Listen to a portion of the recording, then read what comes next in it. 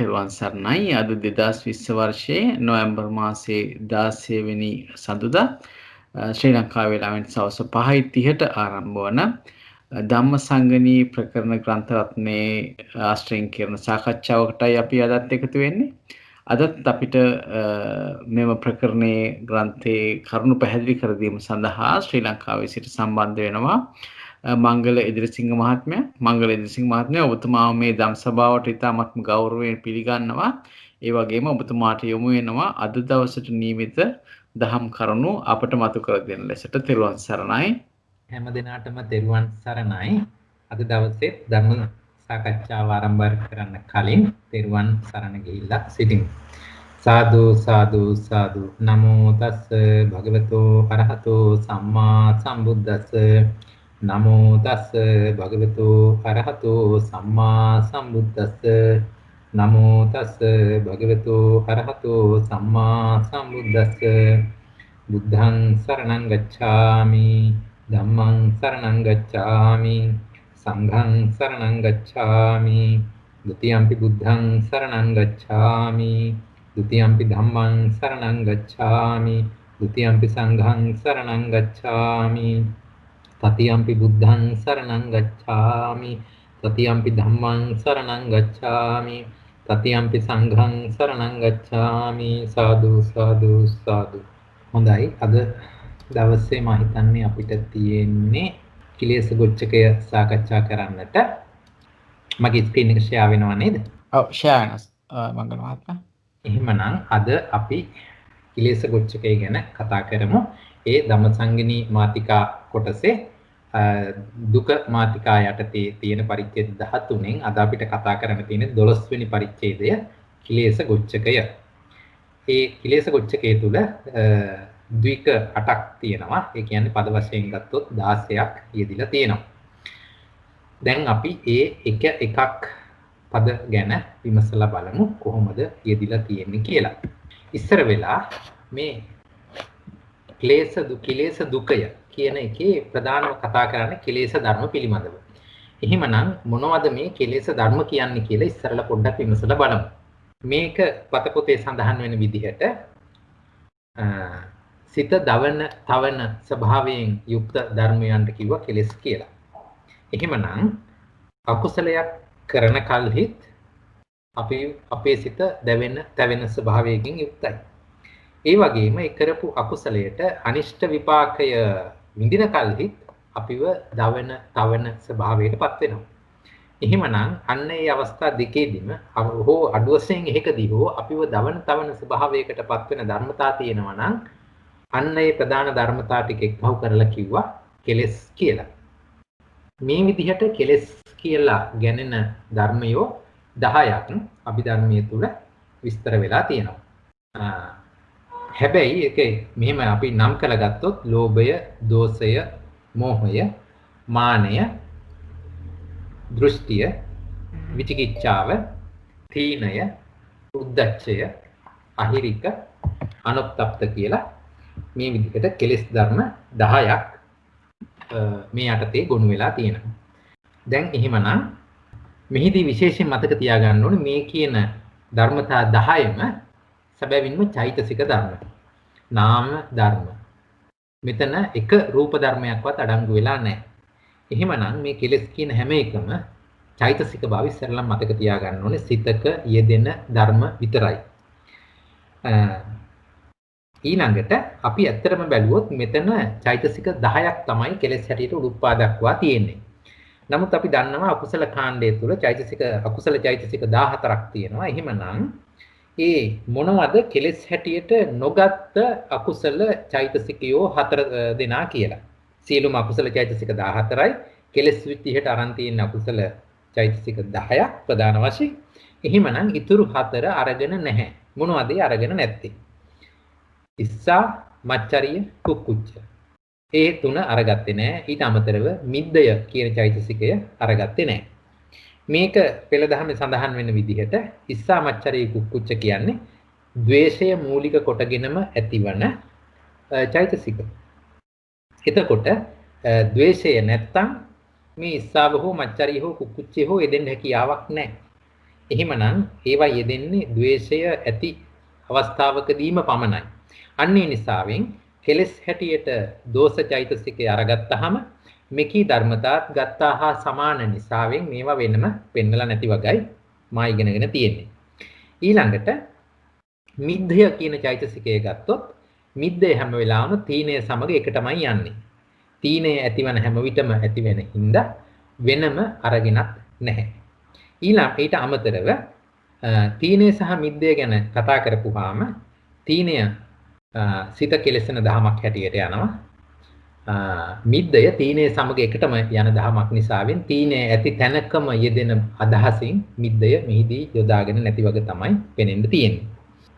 ඒ ගැන ඊට වෙනස් අදහසක් එහෙම තියෙන කවුරු හරි ඉන්නවද? වෙනස් විදිහකට ඉගෙන ගත්ත හෝ පොතපතක සඳහන් වෙච්ච අදහසක් නැහැ වගේ.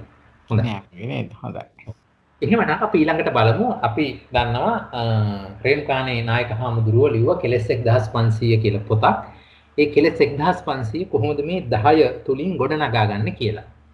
එහිදී ප්‍රධානම අපි අරගන්න ණය ක්‍රමය තමයි මේ ඉදිරිපත් කරලා තියෙන්නේ. එහිදී මුලින්ම පටන් ගන්නවා නාම ධර්ම. එතනදී සිත අරමුණු ගැනීම ස්වභාව හැටියට එකක් විදිහට අරගෙන චෛතසික 52යි සිත කියන ධර්මතාවය. එතකොට නාම ධර්ම 53ක් තියෙනවා. ඒකට රූප ධර්ම එක්කව කරනවා 22ක්. ඒ කියන්නේ නිෂ්පන්න රූප 18ක්, ලක්ෂණ රූප 4ක් කියලා. ඒ ටික එතෙන්ට එක්කව කරගන්නවා. එතකොට 22යි 53යි 75යි. ඒ 75 අජ්ජත්තික වශයෙන් සහ බාහිර වශයෙන්. ඒ කියන්නේ ස්වසංතානයේ තියෙන එකී ධර්ම ටික සහ එහෙම නැත්නම් බාහිර సంతානවල වශයෙන් පවතින එකී ධර්ම හැටියට අරගත්තාම ඒ 75 දෙආකාරයකින් යෙදෙන නිසා 150ක් වෙනවා. එම ධර්ම 150 හමුවේ අර අපි කතා කරපු කෙලෙස් 10 වෙන වෙනම යෙදීම හේතු කොටගෙන කෙලෙස් 1500ක් වෙන වගේ තමයි එහි සඳහන් වෙලා තියෙන්නේ. මේක මට මතක හැටියට විභංග ප්‍රකරණේ වෙනම විභංගයක් යටතේ සාකච්ඡා වෙනවා. ඒ ආදී වශයෙන් මේ කෙලෙස් කියන එක බෙදිලා ගිහිල්ලා මේ විදිහට ඉතා විශාල ප්‍රමාණයක් වශයෙන් අපිට ඕනනම් සියුම් මට්ටමේදී ගොනු කරලා පෙන්වන්න පුළුවන්. මෙහිදී විශේෂයෙන් මතක තබා ගත යුතු වන්නේ මෙහිමනම් අපි මේ කෙලෙස් 1500න් බේරිලා යම්කිසි සිතුවිල්ලක් ඇති කරගන්නවා කියන එකේ තියෙන බැරෑරුම්කම මෙහිදී තේරුම් ගැනීම වැදගත් වෙනවා. හොඳයි. ඊළඟට අපි බලමු මේ එහෙමනම් මේ කියන කෙලෙස් ටික ඇත්තටම කොහොමද ප්‍රායෝගිකව ඇති වෙන්නේ? ඒ වයින් කොහොමද සිත දවන්නේ, තවන්නේ කියලා. මේකට මට නිකන් බොහොම රළු විදිහට මට හිතෙන විදිහට මේක අත්නෝ මතයක්, මගේ මතයක්. මම පොඩ්ඩක් උත්සාහ කළා ඒක පොඩි රූප සටහනක් මගින් අපිට පෙන්න ගන්න පුළුවන්ද කියලා. මේකේ පොඩ්ඩක් අඩුපාඩු තියෙනවා නම් ඕගොල්ලෝ විමසලා බලන්න, ඉදිරිපත් කරන්න. මට හිතෙනවා මෙන්න මේ වගේ අදහසක් දැම්මොත් හොඳයි කියලා. අපිට කෙලෙස් ඇතිවීම සඳහා බාහිර ආරම්මන අරගන්න ඕනේ. අස කන නාසය දිව සම කියන අරමුණු වලින් ద్వාර වලින් අපිට අරමුණු අරගන්න ඕනේ. අපි උදාහරණයකට අරගමු. චක්කුංච පටිච්ච රූපේච උප්පද්දිති චක්කු විඥානං කියන පදනමේ ඇස චක්කු ద్వාරයේ මගින් අරමුණක් ගැනීමේදී කොහොමද මේ කෙලෙස් ධර්ම ඇති වෙන්නේ? අපිව දවන තවන ස්වභාවයකටපත් වෙන්නේ කොහොමද කියලා. සක්‍රීය ඇසක් සහ ඊට ගෝචර වෙන වර්ණ රූපයක් තිබුණොත් මම මෙහිදී දක්වලා තියෙනවා ඇසත් මෙතන මම ඇහැක් කියලා දැක්කුවට ඒක චක්කු ප්‍රසාදය වෙන්න ඕනේ. ඊළඟට ඊට ගැටෙන ආරම්මණයක් හැටියට මම නෙළුම් මලක රූපයක් පෙන්නුවා. දැන් මේ දෙක එකහු වෙලා මානසිකාරයේ යෙදුන ආලෝකය ආදී තැන් යෙදිච්ච තැන අනිවාර්යයෙන්ම මේ ඇස විසින් වර්ණ රූපේ ග්‍රහණය කරනවා. ඇසට ගෝචර වෙන්නේ වර්ණ රූපය. එතකොට ඒක වර්ණ රූපේ ග්‍රහණය කළා. මේ මත කිසියම් ආකාරයකට කෙලෙස් යෙදීම මත අපිට මලක් හම්බ වෙනවා. එහෙමනම් මේ මල කියන ධර්මතාවය ඇති උනේ ඇසෙත් නෙමෙයි, නිලුම් මලෙත් නෙමෙයි, සිත තුල මල කියන ධර්මතාවය ඉපදුනා. ඒක නාම ධර්මයක් එහෙමනම්. ඒක ඉපදෙන්න හේතු උනේ අර වර්ණ රූපය කෙරෙහි අප දැක්වූ කෙලෙසය.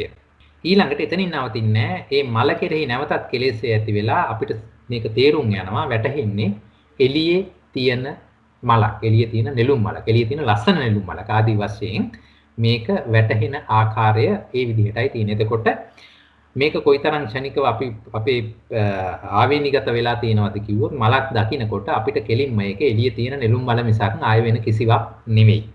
ඒක එළියේ තියෙන නෙළුම් මලමයි. එතන තමයි ඒකේ තියෙන විශේෂත්වය වෙන්නේ. එතකොට එළියේ අපිට යම් දෙයක් ඇති වගට දැනීමක් ඇති වුණා නම් එහෙමනම් ඒ එළියේ තියෙන දේ සම්බන්ධව අපිට පුළුවන් හොඳ හෝ නරක හෝ ගැන සිතුවිලි ඇති කරගන්න.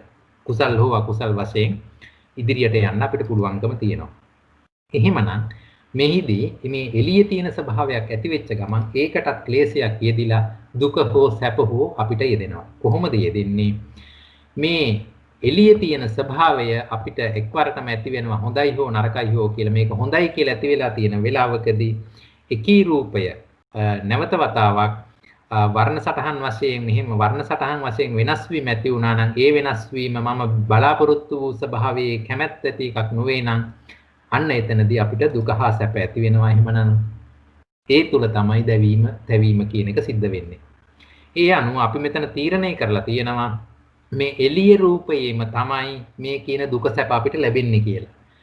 ඒක තෘෂ්ණා වශයෙන් දෘෂ්ටි වශයෙන් අප ඇති කරගන්න ආකල්පය විදිහට තමයි මම තේරුම් ගන්න තියෙන්නේ. ඒක නිරූපණය කරගන්න ගත්ත පුංචි උත්සාහයක් තමයි මේ පිළිබඳ අඩුපාඩු දැක්කනම් එහෙම කරුණාකරලා ඉදිරිපත් කරන්න. මට හිතෙන විදිහට අපි මේ විදිහට තමයි මේ දැවීම තැවීම ඇති කරගන්නේ. මේ හැම පියවරකදීම අපිට කෙලෙසේ යෙදිලා තියෙන ආකාරය පේනවා. දැන් මට එක්වරණ මිතනවා වර්ණය කොහොමද මලක් වුනේ? ඇයි? මෝහය එතනට යෙදුණා. ඊළඟට මල කොහොමද එළියේ ඇති මලක් වුනේ? දිට්ඨිය යෙදුණා. එළියේ ඇති මලක් ඇති වෙනකොට ඒකට මොකද වෙන්නේ? එතන යෙදෙනවා ලෝභය ආදී අනිකුත් සියලුම කෙලෙස් ටික. ඒ යෙදෙනකොට ඒ කෙලෙසයට අනුරූපව අපිට දුක හෝ සැප හෝ ලැබෙනවා. මෙහිදී දෙවෙනි වතාවට අපිට ඒ රූපේ නැවත ග්‍රහණය වෙනකොට එතකොට අපි බලාපොරොත්තු වෙන ආකාරයේ ස්වභාවයක් එහි දැක්කේ නැත්නම් අපිට අනිවාර්යයෙන්ම එක්කෝ බලාපොරොත්තු විදිහට තිබුණා නම් ලෝභය ඇති කරගන්නවා. බලාපොරොත්තු නැති විදිහට ආව නම් පටිඝය ඇති කරගන්නවා. අනිකුත් ක්ලේශේනුත් ඒ ආකාරයට එතන ඇති කරගන්නවා. මෙතනදී බුදුහාමුදුරෝ දේශනා කළේ මට තේරෙන විදිහට මෙන්න මෙතන දුක සැප ඇතිවීම නවත්තා ගන්න මේ කෙරෙහි තණ්හාව නොදක්වලා ඉන්න කියන එක නෙමෙයි. වෙන්න මේ ස්වභාවයෙන් මෙතනින් මේක මෙහාට පන්නන එක නවත්තන්න මුලදිම මේක නවත්ත ගන්න කියන ස්වභාවයයි. ඒ නිසායි මේ ධර්මයේ නිවැරදිව තේරුම් ගත යුතු වෙන්නේ. ඇස රූප දෙකෙහි යම්කිසි ආකාරයකට Nirodhe දකින්න අපිට පුළුවන් නම් එවැනි Nirodhe දකින්න සිතක් තුලදී මේ කෙලෙස් දහම් යෙදෙන්නේ නැහැ. ඒ නිසා මෙහිදී අපි කෙලෙස් කියන්නේ මොනවද? සංකිලේශික ධර්ම කියන්නේ මොනවද කියලා නිවැරදිව හඳුනා ගැනීම ඉතාම වැදගත් වෙනවා. ඒ සඳහා මේ කියන ගොච්ඡකය ක්ලියර්ස් ගොච්ඡකය ඉතා වැදගත් වෙනවා. මගේ පුංචි උත්සාහයක් විතරයි මේ මම ඉදිරිපත් කළේ. අඩුපාඩු තියෙනවා නම් පෙන්වන්න. ඊළඟට සූත්‍ර පිටකයට පොඩ්ඩක් ගිහිල්ලා බැලුවොත් කීර රුක්කෝපම සූත්‍රයේදී කෙලින්ම කියනවා මහණෙනි යම්සේ ලපටි තරුණ කුඩා ඇසතු හෝ නුග හෝ කුලිල හෝ දිඹුල් හෝ කිරි ගසක් වේද පුරුෂයෙක් මේ ගස තියුණු කෙටේරියකින් යම් යම් තැනකින් සිඳින්නේ නම් කිරි වැగిරෙන්නේ වේද එසේය. ඒ කවරෙහිඳ වහන්ස යම් කිරක් වේ නම් එය ඇතයි. ඒ කියන්නේ ඇතුළත තියෙන කිරිම තමයි වැగిරෙන්නේ. අපිට යම්කිසි අරමුණක් ලැබෙනකොට අපි ඇතුලේ ඇති කරගෙන තියෙන කෙලෙස් ධම්ම තමයි ඉදිරිපත් වෙලා ඉස්සරහට එන්නේ. මේක තමයි බුදුහාමුදුරුවෝ කීර රුක්කෝපම සූත්‍රයේ දේශනා කළේ. යම් විදිහකින් ඇතුලේ කිරි නැත්නම් කොච්චර පොරෝ පහ බාහිර ආරම්මන අපිට ආවත් අපි තුල කෙලෙස් ඇති වෙන්න විදිහක් නැහැ. කෙලෙස් වැగిරෙන්න විදිහක් නැහැ.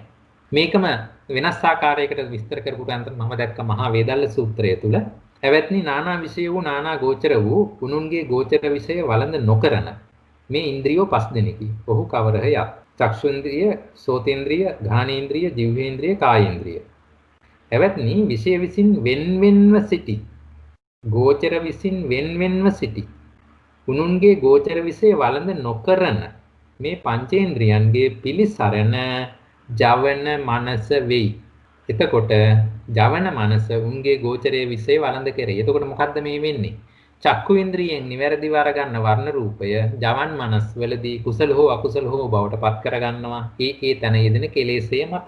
එහෙමනම් ඒ ස්වභාවය අපිට තේරුම් අරගන්න පුළුවන් නම් කෙලෙස් කියන එක කොහෙද ඇති වෙන්නේ? ඊළඟට කෙලෙස් ඇති වෙන්න උපකාරක ධර්ම මොනවද? මේ දෙක වෙන් කරලා අපිට අඳුරා ගන්න පුළුවන් නම් මේ කියන தත්වයන්ගෙන් අඩු ගානේ යම් කිසි දුරකට හෝ ගැලවෙන්න අපිට පුළුවන් වෙයි. ඒ තමයි මට තේරෙන විදිය.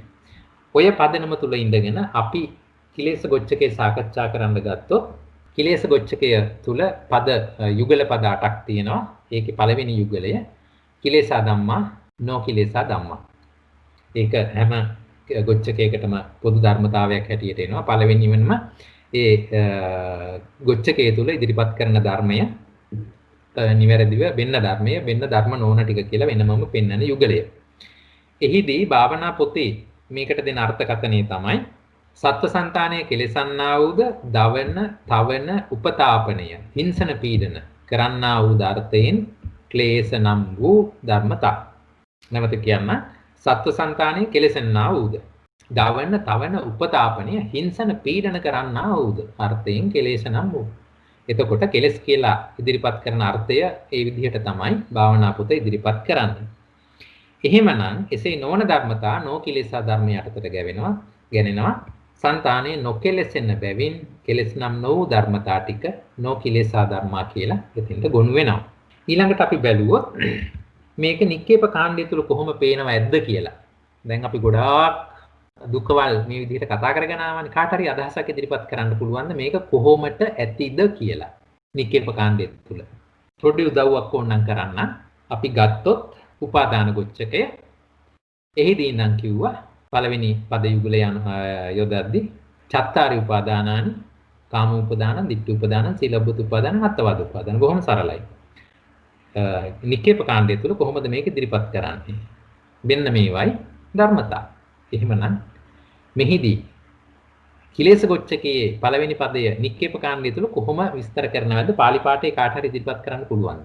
කතමේ ධම්මා කිලේශා කියන එකද? ඔව්. දස කිලේශ වත්තුනි ලෝභෝ, දෝසෝ, මෝහෝ, මානෝ, දිට්ඨි, විචිකිච්ඡා, තීනං, උද්ධච්චං, අහිරිකං, අනුත්තප්පං. පොත බලාගෙනද කිව්වේ? හරි. කොහොම හරි ඒ පොත බලාගෙන තමයි කිව්වේ සර්. ඒක පොඩ්ඩක් මම හිතන්නයි අවස්ථාව දුන්නේ. මොකද කොහොමද ඒක යෙදෙන්නේ? එතන ඒ යෙදෙන රටාව පිළිවෙල හොයාගත්තා නම් උපාදාන ගොච්ඡකයේදී කිව්වේ උපාදාන හතරයි තියෙන්නේ. එහෙමනම් එතන කිව්වා උපාදාන හතරයි. චත්තාරි උපාදානයි. ඊළඟට ඒක නම් කළා කෙලින්ම ආයේ ඊට එහා වෙන මොකුත් කතා කරන්නේ නැහැ. ඒ වගේම කිලේශ දහම තුල ඒක ඒ විදිහට තමයි එහෙනම් වෙන්න ඕනේ. මෙතන කිලේශ 10ක් ගැන අපි මුලින් කතා කළා. එහෙනම් මෙතන කියන්නත් ඕනේ කිලේශ 10යි වෙන්නයි 10. හරි. එහෙමනම් නොකිලේශා කියන එක කොහොමද කියනවා ඇද්ද? මේ ටික කෙලස් නම් නොකිලේශා කියන ටික කියන ඉතා පැහැදිලි ක්‍රමවේදයක් තියෙනවා. ඒක මං හිතන්නේ දැන් 4-5 හෝ ඊටත් වැඩි අවස්ථා ගානක ආවා. කවුරුත් ඒකට අවධානය යොමු කරලා තිබුණේ නැද්ද? දැන් උදාහරණයක් ගත්තොත් උපාදාන ගොච්ඡකයේදී කිව්වා තේ ධම්මේ තපෙත්වා අවශේෂා කුසලාව්‍ය කතා ධම්මා කාමාවචර, රූපාවචර, අරූපාවචර, අපරියාපන්නා. වේදනක්ඛන්தோ පෙය්‍යාලං විඥානක්ඛන්தோ. සබ්බංච රූපං අසංකතාච ධාතු ඉමේ ධම්මා නෝ උපාදානා කියලා උපාදාන ගොච්ඡකයේදී කිව්වා. එතකොට බලන්න කිලේශා ධම්ම ඒ කියන්නේ උක්ත වූ ධර්මකාරණය මෙන්න කියලා පළවෙනි පදයට පෙන්නනවා. ඊටු සීලුම ධර්ම ටික අයින් කරලා දෙවෙනි පදයට පෙන්නනවා. එහෙමනම් මෙහිදීත් මේක යෙදෙන්න ඇති ඒ ආකාරයෙන්ම තමයි. ඔන්න දැන් මේ පදේ හොඳට මේ දෙවෙනි උපාදාන ගොච්ඡකේ ඉදිච්ච පදේ මතක තියාගන්න. තේ ධම්මේට අපෙත්වා අවශේෂා කුසලාව්‍ය කතා ධම්මා කාමාවචර, රූපාවචර, අරූපාවචර. සාමාන්‍ය නික්කේප කාණ්ඩයේ මේක විස්තර කරනකොට භූමිතෝ කන්දතෝ ചാපි මේ විදිහට යන්නේ ඒක. එතකොට මේ භූමි වශයෙන්, ස්කන්ධ වශයෙන් ආදී කොට ඒක දේශනා කළා. ඊළඟට මෙතන ಜಾති වශයෙන් උදාගෙන ඒ ණය ක්‍රමයේ යටතේ නික්කේප කාණ්ඩය ගොනු කරනවා. එහෙමනම් ඒ විදිහට කිලේශ ධම්ම කියන එක යෙදিলা තියෙන විදිය මෙහිමයි. දස කිලේශ වස්තුනි ලෝභෝ, දෝසෝ, මෝහෝ, මානෝ, දිට්ඨි, විචිකිච්ඡා, තීනං, උද්ධච්චං, අහිරිකං, අනුත්තප්පං. එහෙම කියලා 1234 ඡේදයේ යටතේ නික්කේප කාණ්ඩයක විස්තර කරලා ඊළඟට 1235 ඉඳලා 1244 ඡේදයන් තුල මේ දස කිලේශ වස්තු එකක් ගානේ වෙනම විස්තර කළා. එහෙම කරලා ඊළඟට නොකිලේශා කියන දෙවෙනි පදේ විස්තර කළා. තේ ධම්මේට අපෙත්වා අවශේෂා කුසලාව්‍ය කතා ධම්මා කාමාවචර, රූපාවචර, අරූපාවචර, අපරියාපන්නා.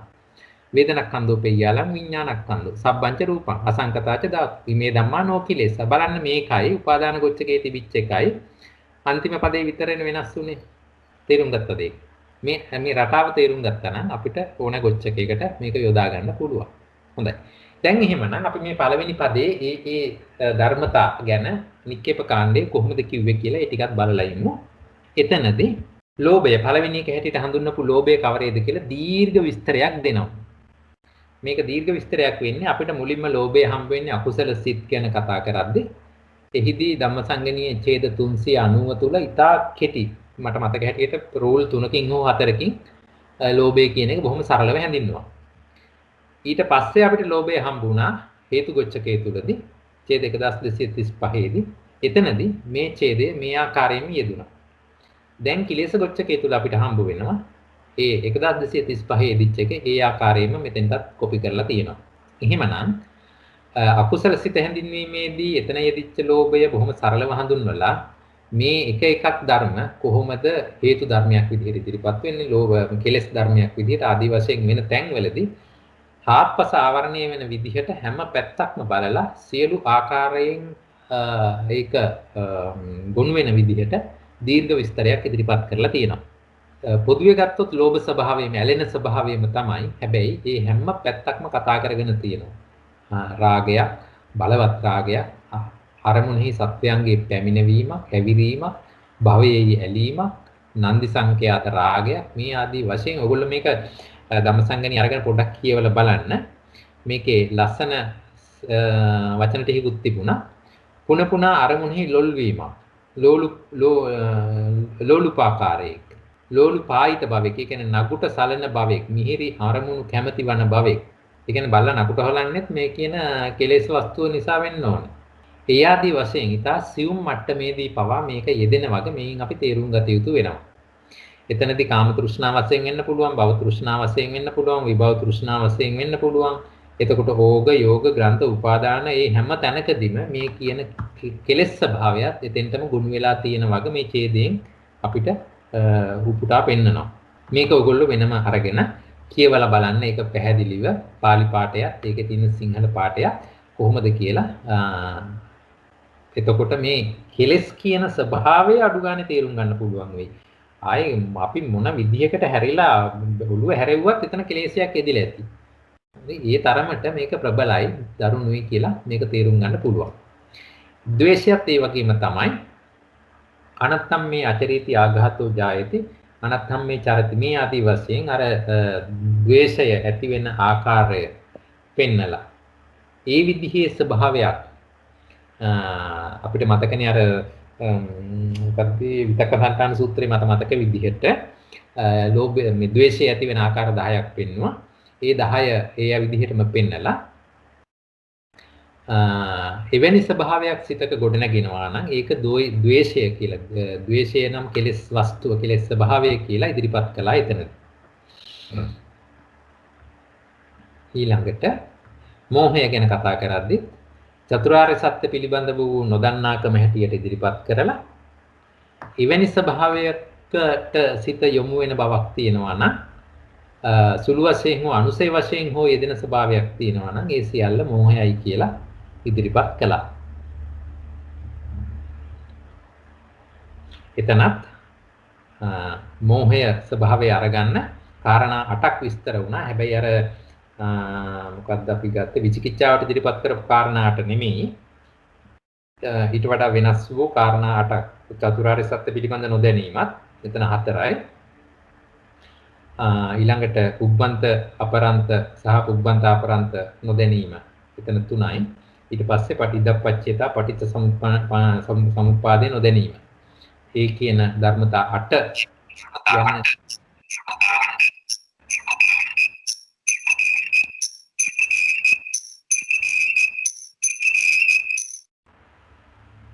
හොඳයි. ඒ කියන කාරණා 8 පිළිබඳව නොදන්නා ස්වභාවය තමයි මෝහය කියලා එතන හැඳින්වුවේ.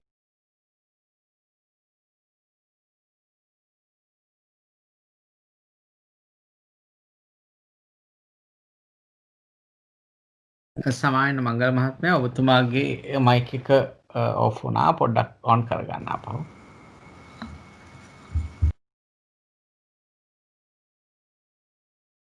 මංගල මහත්මයා අපිට ඇහෙන්නේ මේ හරි දැන් හරි නේද? දැන් ඇහෙනවා කියලා මම හිතනවා. ඔව් දැන් ඇහෙනවා. හරි. එහෙමනම් මෝහය කියන කෙලෙස් වස්තුව මේ කරුණු 8ක් පිළිබඳව නොදන්නාකම හැටියට ඉදිරිපත් කළා. චතුරාර්ය සත්‍ය පිළිබඳව නොදන්නාකම එතන 4යි. ඊළඟට පුබ්බන්තේ අඥානං අපරන්තේ අඥානං පුබ්බන්ත අපරන්තේ අඥානං කියන එතන 3යි. ඊළඟට ඉදප්පච්චේතා පටිච්ච සමුප්පන්නය නොදැනීම. එතන 1යි 4යි. ඒක ඔක්කොම ඒ කාරණා 8 පිළිබඳව යම් ආකාරයක හෝ නොදැනීමක් තියෙනවා නම් ඒ සුළු හෝ වේවා නොදැනීම මෝහයයි මෝහ කෙලෙසයයි කියලා හඳුන්වා දුන්නා. මංගල මහත්තයා අපි අර රීඩ් මෝඩ් එකට දාමුද මේ sorry. හරි.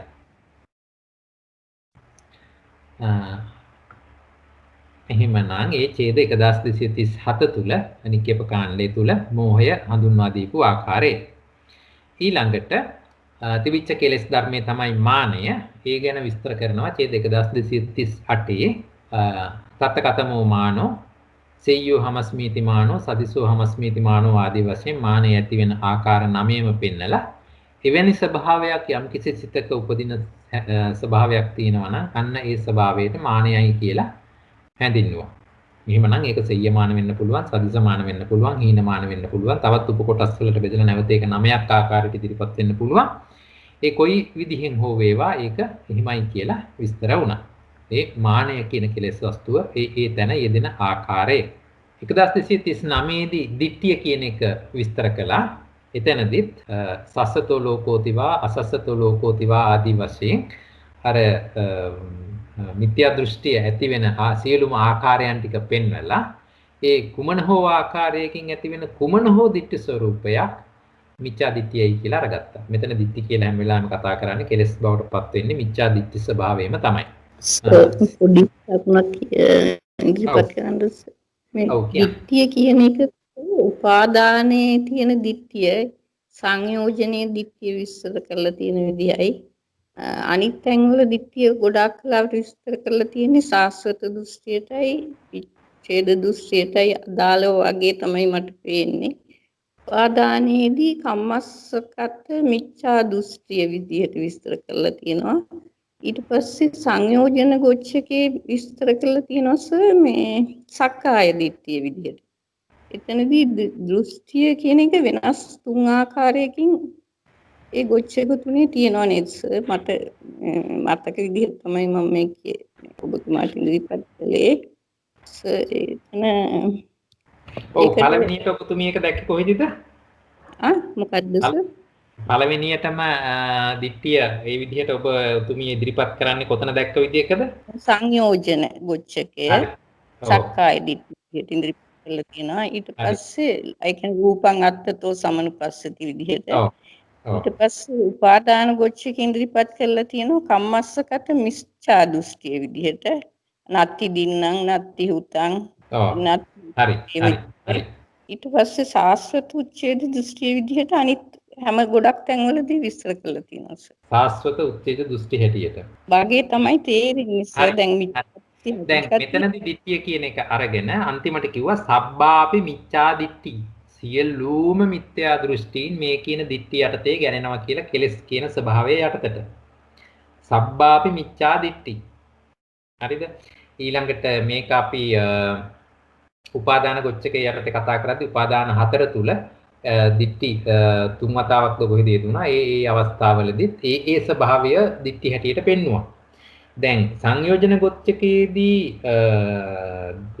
යෙදීම සංයෝජනය කියන්නේ සසරට බැඳෙන ස්වභාවය. එතකොට ඒ සසරට බැඳෙන ස්වභාවය කියන අර්ථයෙන් තමයි එතන ඉදිරිපත් කරන්න පුළුවන්. එතකොට සසරට බැඳෙන්නේ කුමක් කරන කොටගෙනද? සක්කාය දිට්ඨිය පිළිබඳව අපි දරන ආකල්පය. සක්කාය දිට්ඨියක් ඇතිවීම. ඒක මුල් කරගෙන එතන වචන ගලපලා ඒක ඉදිරිපත් කළා. උපාදානය කියන්නේ දැඩිව ගැනීමක් වගේ අදහසක් නේ අපි ඉදිරි අරගන්නේ තෘෂ්ණා දෘෂ්ටි වශයෙන්.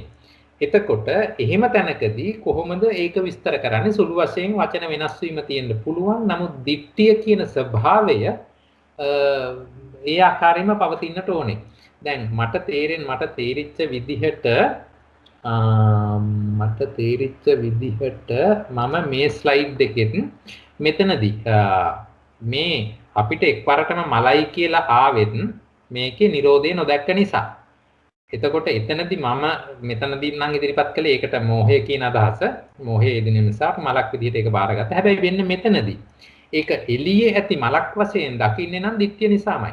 අපි තුල ඒ කෙරෙහි දක්වන ආකල්පය. දැන් උදාහරණයක් ගත්තොත් රූපාවචර සත්‍යයකට මේක මේ සටහන මේ විදිහට දැම්මොත් මෙතනදී ditthිය මේ ආකාරයෙන් එදෙන්නේ නැහැ කියලායි මගේ විශ්වාසය. හරි අපි කාමාවචර ලෝකේ රූපේ පරියාපන්න කොට ඉන්න නිසා තමයි අපිට මේක එළියේ තියෙන මලක්මයි කියලා පේන්නේ. එතකොට අපිට සතුට දැනෙන්නේ එළියේ තියෙන මලෙන්මයි. ඒ නිසා මේක චෛතසික ධර්මයක් හැටියට අපිට තේරුම් ගන්න ස්වභාවයක අපි නැහැ. අපිට සතුට එන්නේ එළියේ තියෙන මලෙන්මයි. අන්න ඒ ස්වභාවයට අපි පත් කරවන්න මෙන්න මෙතනදී ditthිය කියන එකයි මගේ අදහස. එතකොට ඒ නිසා වෙන බැඳීම මෙතනින් පේනවා. මොකද එහෙම එළියේ යම් ස්වභාවයක් තිබුණොත් තමයි ඒකට ඇලෙන්න හරි ගැටෙන්න හරි පුළුවන් වෙන්නේ. යම් කිසි ආකාරයෙන් එළියේ යම් ඒ විදිහේ ස්වභාවයක් අපිට හම්බ වෙන්නේ නැත්තම් අපිට ඇලෙන්න හෝ ගැටෙන්න හෝ දෙයක් නැහැ. එහෙම දෙයක් නැති වුණා නම් එතන කුසල හෝ අකුසල හෝ එහෙම නැත්නම් අවිජ්ජා දෝමනස්ස හෝ ඒ විදිහට ඇති වෙන්න විදිහක් නැහැ. එහෙමනම් මේ නිසා තමයි මට තේරෙන විදිහට ditthිය කියන එක හැම වෙලාවකම ලෝභය මුල් කරගෙන ලෝභසිත තුල ඇති වෙනවා. හැබැයි ඒකෙන් ඇති වෙච්ච මේ ditthියෙන් නිර්මාණය කරලා දීපු දේ මත අපි දෙවනුවත් ඇති කරගන්නවා ලෝභය හරි ද්වේෂය හරි ඕන අකුසල ධර්මතාවයක්. ඊට අමතරව මෙතන ඇත්තටම ඇති වුණේ වර්ණයේ දකින්න තැන ඇත්තටම ඇති වුණේ ස්කන්ධ මට්ටමක්. පංචස්කන්ධයක් ඇති වුණා. ඒක ඉස්සරහට එනකොට පංච උපාදානස්කන්ධය වෙලා ඒකට ditthිය යෙදුනට පස්සේ ditthි සහගත සක්කාය ditthිය බවටමයි පත් කරගත්තා. මේ ආදී ගලා යෑමක් තියෙන. එතකොට යම් කිසි විදිහකට ඒ තැන විස්තර කරන ස්වභාවයේදී සුළු වශයෙන් වෙනස් වීමක් දකින්න පුළුවන්. කොයි හැටියට ගත්තත් සබ්බාපි මිච්ඡා දිට්ඨි. ඒක නම් ඒ විදිහම තමයි. මට තේරෙන ස්වභාවය එහිමයි මම තේරුම් අරන් තියෙන්නේ. තමයි කියන්නේ සියලු මිත්‍යා දෘෂ්ටීන් මෙතන දෘෂ්ටි දිට්ඨිය කිව්වොත් ඇතුල් වෙනවා මොන මේ කොයි ගොච්චකේ වුණත් නේද සර්? ඔව්. හැබැයි දැන් ගත්තොත් අපි උපාදාන ගොච්චකේදී අරන් බැලුවොත් සීලබ්බත පරාමාස උපාදානය කියද්දී එතනදී අර ඒක උපකොටසක් හැටියට පෙන්නපු නිසා එතෙන්දී ඒ උපකොටස විතරක් එතෙන්ට පෙන්නවා. ඊළඟට අවසාන වශයෙන් ditthිය පෙන්නද්දී එතනදී කිව්වා අර කතා කරපු සීලබ්බත එකයි අත්වාද එකයි හැර ඉතුරු ටික වෙන්න ditthිය කියලා. අර ඒ වගේ උපකොටස් වලට බෙදෙන තැනකදී ඒක ඒ විදිහට ඒ කොටසට අනුව කඩාලා පෙන්නාවේ. නමුත් මට මතක විදිහට එතනදිත් කිව්වේ අර දෙක හැර නැවතත් කිව්වා සබ්බාපි මිච්ඡා දිට්ඨි. මේ දෙක හැර සබ්බාපි මිච්ඡා දිට්ඨි එතනදී අත්වාද දිට්ඨියට අරගත්තා. උපාදානයට අරගත්තා. එතකොට අවසාන වශයෙන් බැලුවොත් මේක උපකොටස් කැඩුවත් නැතත් මේ කියන ආකාරයේ සිරුම දැන් බලන්න මෙතන මේ දීලා තියෙන විදිය. යා ඒව රූපා දිට්ඨි දිට්ඨි ගතං දිට්ඨි ගහනං දිට්ඨි කාන්තාරෝ දිට්ඨි විසුකායිකං දිට්ඨි විප්පන්දිතං දිට්ඨි සංයෝජනං ගාහෝ පතිට්ඨාහෝ අබිනිවේසෝ පරාමාසෝ කුම්මග්ගෝ මිච්ඡාපතෝ මිච්ඡත්තං තිත්තායතන විපරියේස ඒසග්ගාහෝ අයං උච්චති දිට්ඨි සබ්බාපි මිච්ඡා දිට්ඨි. එතකොට බලන්න මෙතන සංයෝජනය ගැත කතා කළා. පරාමාසය ඒ කියන්නේ එතන දිට්ඨිය ඒ විදිහටම ආපු දේ කතා කළා. අබිනිවේෂ නැවත නැවත ඒකෙහි යොමු වෙන ස්වභාව කතා මේ හැම තැනකදීම දිට්ඨිය එදිච්ච ආකාරය කතා කළා. ඉතින් ඒ විදිහට තමයි මමත් මේක තේරුම් අරගත්තේ අපිට යම් කිසි දෙයක් එළියේ තියෙනවා කියලා නිර්මාණය කරලා දෙන්නේ දිට්ඨිය. ඒක එහෙම වෙච්ච ගමන් අපි එතෙන්ට සංයෝජනයක් හැටියට ඇලෙනවා. එහෙම නැත්නම් දෝෂයෙන් ගැටෙනවා. ඒ අනිත් හැම දෙයක්ම සිද්ධ වෙනවා. ඒකට මූල හේතුව වෙනවා අර මෝහයෙන් අරගත්ත වැරදි විෂයාකාර මිත්‍යා දෘෂ්ටි විෂයාකාර සක්කාය දෘෂ්ටිය තුල අපි රැවටිලා ඒකට දිට්ඨියත් එදිච්ච ගමන් සියලු දේ සබ්බාපි මිච්ඡා දිට්ඨි බවට පත් වෙනවා. ඒ මට තේරුණු විදිහ තව ඔයගොල්ලන්ගේ අදහස් තියෙනවා නම් කරුණා කරලා ඉදිරිපත් කරන්න. ඊළඟට විචිකිච්ඡා කියන තැනදී සත්තරි කාංකති ශාස්ත්‍රූත්වය කෙරෙහි යම්කිසි විචිකිච්ඡාවක් සැකයක් තියෙනවා නම් ධම්මේ කාංකති ශාස්ත්‍රුන් වහන්සේගේ ධර්මයේ පිළිබඳව යම්කිසි සැකයක් තියෙනවා නම් සංඝේ කාංකති ශාස්ත්‍රුන් වහන්සේ පෙන්නපු මගෝස්සේ ගිහිල්ලා විමුක්තිය හොයාගත්තයි කියන සංඝයා පිළිබඳව යම්කිසි සැකයක් තියෙනවා නම් සික්ඛාය කංකති. එහෙම යන්න පුළුවන් මාර්ගය ඒ ශික්ෂාව පිළිබඳව ත්‍රිශික්ෂාව පිළිබඳව සැකනම් పూర్වාන්තය పూర్වයේ අපිට සිදු කරපු ස්කන්ධ අපි මේ විදිහට පවත්වපු නිසා අද මේ ස්කන්ධ එහෙම එකක් තිබුණද කියලා පුබ්බන්තය පිළිබඳ සැක කිරීම. අපරන්තය පුබ්බන්තාපරන්තය මේ ආදී වශයෙන් යෙදෙන අවස්ථා 8ක් කෙරෙහි වන සැක කිරීම මේක විචිකිච්ඡාව හැටියට හැඳින්වුවා. මේක මේ මට තේරෙන විදිහට මේ විචිකිච්ඡාව මේ 8 ආකාරය අපි කරන බොහෝ ක්‍රියාවල් හමුවේ මේ 8ම තියෙනවා කියන එකයි මගේ නම් විශ්වාසය. ඉතින් මේ කියන ditthi ස්වභාවය කඩාගත්තොත් ඒ කියන්නේ උපාදානස්කන්ධය පිළිබඳව අපට ඇතිවන ditthිය කඩාගත්තොත් එතකොටම මේ කියන විචිකිච්ඡාවක් නැති වෙනවා. ඒ එක්කම අර එහෙමනම් සීල වෘත පිළිබඳව යාමත් නැති වෙනවා. ඇයි? මේ තුනටම හේතු වෙච්ච මූල ස්වභාවය කැඩෙන නිසා. එහෙමනම් ඒක තමයි සෝවාන් මාර්ගය කියලා කිව්වේ. සෝවාන් අවස්ථාව. එහෙමනම් එසේ නොවන සෑම අවස්ථාවකදීම මේ කියන 8ම අපි හැමෝටම පොදුවේ එක හා සමානව යෙදෙනවා කියන එකයි මට නම් හිතෙන්නේ. මේක වෙනස් වෙනවා නම් ඉතින් සෝවාන් මාර්ගයෙන්ම තමයි වෙනස් වෙන්න ඕනේ. මා එක දවසක ධර්මදේශනාවකදී ඇහුවා අපි අහම්බෙන් හෝ මදුරුවෙකුට අපි දැන් එහෙමනේ කියන්නේ අපි ඒ තරම් පුරුදු වෙලා තියෙන ස්වභාවය මත මදුරුවට අත වැදිලා මදුරුවා මැරුණා. නමුත් ඒ තුල එහෙම නැත්නම් හිතලම මදුරුවා මැරුවා. ඒ තුල මේ කියන 8ම යෙදෙන ආකාරය දවසක් මා ධර්මදේශනාවකදී ඇහුවා. ඉතින් ඒ විදිහට බලන් ගියාම අපි කරන පවත්වන හැම ඉරියව්වකදීම කරන හැම ක්‍රියාවකදීම මේ විචිකිච්ඡාව ඇත්තටම අපි ළඟ තියෙනවා. අපි ශාස්ත්‍රූත්වය සැක කරන තැන් ඕන තරම් තියෙනවා. ධර්මයේ සැක කරන බග තියෙනවා. දැන් මදුරුව මැරෙන්නේ නිසා ධර්මයේ අපි සැක කරන නිසා. ධර්මයේ අපි හරියට විශ්වාස නොකරන නිසා. ඒ ආදි වශයෙන් මේ 8ම අවශ්‍ය නම් ඒ විදිහට ගලපන්න පුළුවන් කියලා ඒ දේශනාව තුළ මා අහලා බැලුවා. ඉතින් ඒ විදිහට මේ ධර්මතා අපි තේරුම් ගත යුතුයි. එහෙමනම් දැන් මේ කියන ටික අපි ඇත්තටම බලන් ගියාම බලන්න ඕනේ අපි කෙලස් කියන මූදේ ගිලිලා ඉන්නේ කියන එකනේ. අපිව හාත්පසින් තෙමිලා තියන්නේ මේ කෙලස් වලින්. ඒ ස්වභාවය හරියට තේරුම් ගන්න එකත් ලොකු දෙයක් කියලා මම හිතනවා. ඊළඟට තීනය. යා චිත්තස්ස අකල්ලතා, අකම්මඤ්ඤතා, ඔලීයතා, සල්ලීයතා, ලීනං ලිමේ ආදි වශයෙන් චිත්තයාගේ යම් අකල්ලිතාවයක්, අකර්මණ්‍යතාවයක්, අවලීනයේ, පසුබැසීමේ, මොනවට එල්බ සිටීමේ, හැකිලීමේ මේ ආදී වශයෙන් ඒක විස්තර කරලා පෙන්නනවා. මෙතනදී විශේෂයෙන් උක්ත කරලා පෙන්නන්නේ තීනය කියන්නේ චිත්තයාගේ සිදුවන මේ ආදී වශයෙන් වන පසුබෑම. දැන් කෙලස් කියලා කියන්නේ සිත දවන තවන ස්වභාවයක් නිසා මේ චිත්තයාගේ දවන තවන ස්වභාවය තීනයට බාර දුන්න නිසා තමයි මිද්දය මෙතෙන්ට අරගත්තේ නැත්තේ. ඒ මට තේරෙන විදිහ. එහෙමනම් තීනය කියන ස්වභාවය ඒ ආකාරයෙන් අරගත්තා. මොකද තීනය තියෙනවා නම් ඒ එක්කම චෛතසිකයන්ගේ මැලවීම එතෙන්ටම යෙදෙනවා. ඒක මිද්දය තුල වෙනම කුණු කරලා පෙන්නුවට. හරි. ඊළඟට උද්දච්චය. උද්දච්චය කියන්නේ යම් චිත්තං උද්දච්චං අවුපසමෝ චේතසෝ වික්ඛේපෝ බත්තත්තං චිත්තස්ස ඉදං උච්චති උද්දච්චං. චිත්තයාගේ යම් උඩඟු බවක් අව්‍යූපසමයේ චිත්තයාගේ වික්ෂේපයේ චිත්තයාගේ භ්‍රාන්ත භවයක් ඇත්ත ඒ උද්දච්චයයි කියලා කිව්වා. දැන් මෙතනදිත් මේ උද්දච්චය අරගත්තේ කෙලින්ම සිතට මුල් කරගෙන බොහෝ තැන්වල උද්දච්චය සමග එකට යෙදෙන කුක්කුච්චය මෙහිදී කතා කළේ නෑ. ඒක ද්වේෂ චෛතසිකයේ ද්වේෂ ස්වභාවයේ යටතේ වෙනම ගොනු වෙලා එනවයි කියන අදහස තුල. සහ උද්දච්චය කියන එක සිතට අනුරූපව කතා කරන එකත් හේතුවක් වෙන්න ඉඩ ඇති. ඔයලා බලමු.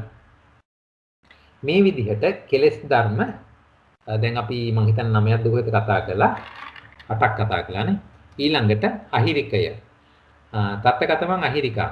යං න හිරියති හිරීතබ්බේන න හිරියති පාපකාණං අකුසලානං ධම්මානං සමාපත්තිය ඉදම් උච්චති අහිරිකා. ජුගුප්සා කටයුතු යම් කාය දුස්චරිතාදියක් ජුගුප්සා නොකරේද? ලාමක අකුසල ධර්මයන්ගේ පැමිණීම ජුගුප්සා නොකරේද? මේ අහිරික. මේ දෙක එකට යෙදෙනවා අහිරික සහ අනුක්තප්තය. මේ දෙකම කෙලෙස් වස්තු හැටියට අරන් තියෙනවා. මේක අපි දේව ධර්ම කියලත් වෙනම හඳුන්වනවා. එහෙමනම් ලැජ්ජා බය දෙක කියලා. පවට ඇති ලැජ්ජාව සහ පවට බිය නැති බක කියන අහිරික අනුප්තප්ත දෙක ඒ විදිහටම කෙලෙස් හැටියට අරන් පෙන්වනවා. අනුප්තප්තයට කිව්වේ බිය විය යුතු කාය දුස්චරිත ආදී හේතුවෙන් යම් නොබිය වීමක් ඇද්ද? ලාමක අකුසල ධර්මයන්ගේ පැමිණීමෙන් නොබිය වීමක් ඇද්ද? මේක අනුප්තප්තයි කියලා කිව්වා. ලැජ්ජා බය දෙක. ඒ තමයි නික්කේප කාණ්ඩය තුල කෙලස් කියන ධර්මතා 10ක් පෙන්නලා ඒ 10 එකින් එක විස්තර කරපු ආකාරය බොහොම සරල මට්ටමින් බොහොම කෙටියෙන් මම විස්තර කරගෙන ආවේ. ඊට පස්සේ මේ විදිහට අට කතාවේ ඒ දීපු එක මේ නික්කේප කාණ්ඩේ විස්තර කරපු එක අට කතා කාණ්ඩය තුල ධර්මතා වශයෙන් විස්තර කරනවා. එතනදී දස කිලේශ වස්තුනි කියලා ඒ වස්තු 10 මේ විදිහටම විස්තර කළා. ලෝභ දෝෂ මෝහ මාන දිට්ඨි විචිකිච්ඡා තීනං උද්ධච්ඡං අහිරිකං අනුප්තප්පං කියලා. ඊට පස්සේ ලෝභ කියන කෙලෙස් ස්වභාවය කොහොමද ඇති වෙන්නේ කියන එකට කිව්වේ ලෝභෝ අට්ඨසු ලෝභ සහගතේසු චිත්තුප්පාදේසු uppajjati කියලා. මේ මිසක් කෙලෙස්ේ කියන ධර්මතාවයේ අට කතා කාණ්ඩයේදී කෙලින්ම ලෝභයයි කියලා නැවතුනේ නැහැ. ඒක අට්ඨසු ලෝභ සහගතේසු චිත්තුප්පාදේසු uppajjati. ඒ කියන්නේ ලෝභ සහගත සිතක් පහළ වෙන හැම වෙලාවකදීම අන්න එතන කිලේශ ස්වභාවය ඉදිරිපත් වෙනවා කියන එක උඩුප්පා දක්වන්න මේ විදිහට ඉදිරිපත් කළා කියන එකයි මට තේරෙන්නේ. ද්වේෂය කියන එක ඒ විදිහටම දෝෂ සහගත සිත් දෙක තුල. එතකොට මෝහය සබ්බා කුසලේසු සියලුම අකුසල ධර්මයන් තුල සියලුම අකුසල සිත් තුල මෝහය යෙදෙන විදිහ. මානය චතුසු ditthිගත විප්‍රයුක්ත ලෝභ සහගතේසු චිත්තුප්පාදේසු. ඒ ditthi විප්‍රයුක්ත සිත් හතරෙහි මානයේ දෙන වග. වෙන විදිහකට කිව්වොත් මාන කියන කෙලෙස් ස්වභාවය ඇති වෙන්නේ ditthිගත විප්‍රයුක්ත යම් සිතක් ඇති වුණාද එතන ඒ මානය කියන කෙලෙස් ස්වභාවය තියෙනවා කියන එක. ditthිය කියන එක ditthිගත සංපයුක්ත සිත් හතරෙමයි කියන්නේ. ditthිය කොහොමදත් ලෝභයත් එක්කම තමයි යෙදෙන්නේ. ඊළඟට විචිකිච්ඡා සහගත සිතෙහි යෙදෙනවා. තීනය සසංකාරික සිත්වල යෙදෙනවා. උද්ධච්චය අහිරිකය අනුප්තත්තේ කියන ධර්මතා තුනම සීලුම අකුසල් සිත්වල යෙදෙනවා. මොකද අපි දන්නවා මෝහ අහිරික අනුප්තප්ත උද්ධච්ච කියන්නේ සබ්බා කුසල සාධාරණ චෛතසික නිසා. මේක අපි සරලව සටහනකට දාලා බැලුවොත් මට මේ විදිහට ඉදිරිපත් කරන්න පුළුවන්. ලෝභ දෝෂ මෝහ ඒ ආදි වශයෙන් කෙලෙස් ධර්ම 10 එක පැත්තකට අරගෙන අකුසල සිත් 12 අනිත් පැත්තට අරගත්තා නම් මට මේ විදිහට පෙන්වන්න පුළුවන් ලෝභය කොහොමද ඇති වෙන්නේ ලෝභ සිත් 8යි. ද්වේෂය ද්වේෂ සිත් 2යි. මෝහය සීලුම සිත්වල. මානය ditthිගත විප්‍රයුක්ත සිත්වල. ditthිය ditthිගත සංපයුක්ත සිත්වල. විචිකිච්ඡාව විචිකිච්ඡා සිතේ. තීනය සසංකාරික සිත්වල විතරයි. ඒ නිසා මම මේක දෙක මේ අඩුවට දාලා අරගත්තේ. උද්ධච්චය සහ අහිරිකය අනුප්තප්තේ කියන ඒවා සියලුම සිත්වල යෙදෙන ආකාරය කෙටිව සටහනක් හැටියට පෙන්වනවා නම් ඉදිරිපත් කරන්න පුළුවන්. ඊළඟට කතා කාණ්ඩය තුල දෙවෙනි පදය ඉදිරිපත් කරන්නේ කතමේ ධම්මා නෝ කිලේස. කිලේස නොවන්නේ මොනවද? තපෙත්වා කිලේසේ. කිලේස ධර්ම 10 හැර අවශේෂං අකුසලං. අකුසල ධර්ම ටික. චතුසු භූමිසු කුසලං. සීලම කුසල්. චතුසු භූමිසු විපාකෝ. සීල විපාක. රූපංච නිබ්බානංච රූප නිබ්බාන. මේ ධම්මා නෝ කිලේස. ඒ කියන්නේ අර කෙලෙස් ධර්ම 10 හැර අවශේෂ එහෙම නැත්නම් ඉතුරු සියලුම පරමාර්ථ ධර්ම ටික නෝ කිලේසා කියලා අරගත්තා. මෙහිදී විශේෂයක් ඉතින් ඔයගොල්ලන්ට පේන්න ඕනේ.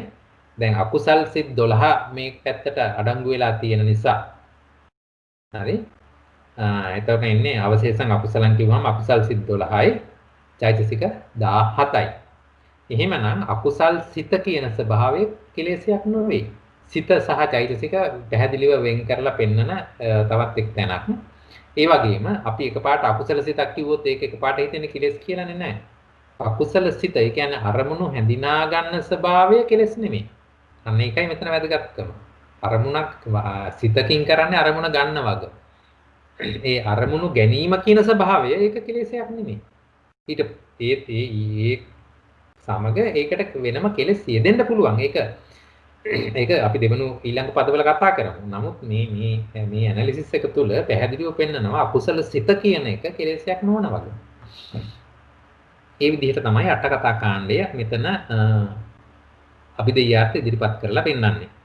ඒ නිසා අපි මේ විදිහට අරගත්තොත් අභිදේයාර්ථ ටික කිලේශා ධර්මා කියන එකට කෙලෙස් ධර්ම 10 එක පැත්තකට ගත්ත හැකි. ඒ සියල්ලම චෛතසිකයෝ නිසා ස්කන්ධ 1යි ආයතන 1යි ධාතු 1යි සත්‍ය 2යි. ස්කන්ධ 1 සංස්කාර ස්කන්ධ 1 ආයතන ධම්මායතන ධම්ම ධාතු සත්‍ය 2 දුක්ඛ සත්‍ය සහ සමුදය සත්‍ය. නෝකිලේශා ධම්මා කියලා ගත්තාම සිත 89යි චෛතසික 42යි. ඒ කියන්නේ කෙලෙස් 10 වර්ජිත ඉතුරු චෛතසික 42යි රූප 28යි නිර්වාණය. එහෙමනම් එතනදී ස්කන්ධ 5යි ආයතන 12යි ධාතු 18යි සත්‍යෝ 3යි. ඒ විදිහට බලනකොට මේක ආදි ලබ්ධ නාම නිප්පදේශ දුකයක්. එයි මේ පද දෙක තුල සියලුම පරමාර්ථ ධර්මියෝ ගුණ වෙලා තියෙනවා. ඒ තමයි පළවෙනි පද යුගලය විස්තර කිරීම සහ එහි අභිදේයාර්ථ ඉදිරිපත් කරලා ඒක ස්කන්ධ ආදී ભેදයෙන් බෙදලා පෙන්වන විදිහ. මේ ගැන මොනවා හරි සාකච්ඡා කරන්න අදහස් ඉදිරිපත් කරන්න අලුත් දෙයක් කියන්න හෝ අඩුපාඩුවක් පෙන්වන්න අවස්ථාව තියෙනවා. ඔයගොල්ලන්ගේ අදහස් ඉදිරිපත් කරනවා නම් මම ගොඩක් කැමතියි. ඔව් කාට හරි තියෙනවද අදහසක් හෝ ප්‍රශ්නයක් ඉදිරිපත් කරන්න? සමාවෙන්න සර් මේ අහිරකයේ යටතේ විස්තර කරද්දී ජුගුප්සා කියන වචනය ආවා. ඒකේ තේරුම කියන්න පුළුවන්ද කරුණා කරලා? ජුගුප්සා කියන එකට තේරුමද? ලාමක අකුසල ධර්මයන්ගේ ලැජ්ජාව නේද? ජුගුප්සා කියන එකයි කියන්න පුළුවන්ද? පිළිකුල්. ඔව් පිළිකුල් වගේ හරි. කායෝ jigujjo හරි. කායෝ jigujjo සකලෝ දුගන්ධෝ ඔය තියෙන ජුගුප්සා ජනක. පින් සිදු වේවා. එතකොට ඒ කියන්නේ අකුසල ධර්ම අපි බොහොම මේ මල් තියලා ටක් ගාලා අරගන්නවා මේ මොනවද වැඳලා පුදලා අරගන්නවා අපි අකුසලයක් එනකොට. ඒ කියන්නේ එතකොට ඒකට එහෙම බය නැති ස්වභාවය. නමුත් ඇත්තටම මෙතන ඉන්න පිරිස නම් මං හිතනවා මේ යම් කිසි ජුගුප්සාවක් අපි කරනවා.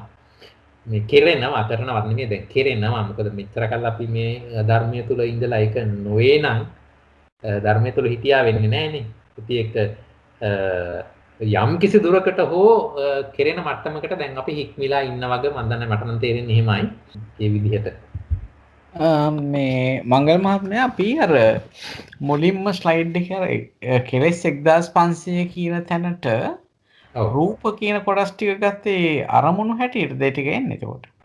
ඔව්නේ අපිට අරමුණු කරන්න පුළුවන් ඒ ධර්මතාව ටිකනේ දැන් බලන්න එතන මොනවද අපි නොගත්තේ කියලා එතන ගත්තේ රූප 22යි අරගත්තේ නේද අපිට මතක විදියට. ඔව් රූප 22 අරගත්තේ අනිෂ්පන්න රූප 18යි ලක්ෂණ රූප 4යි.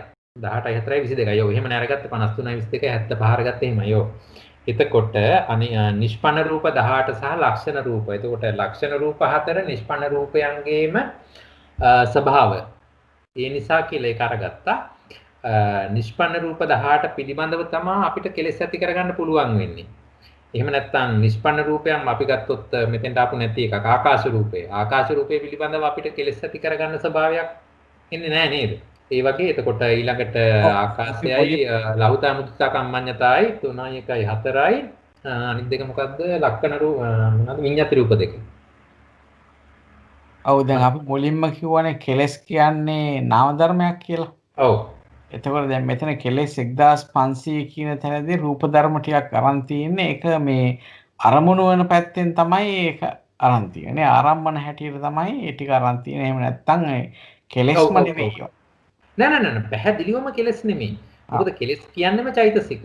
නමුත් මේ චෛතසික 1500 හැදෙන විදිහට අරගත්තේ අපි ධර්මතා ගොනු කරලා පෙන්නවා සිතයි චෛතසිකයි 53 මොකද සිත චෛතසිකත් අරමුණු වශයෙන් අපි අරගන්නවා.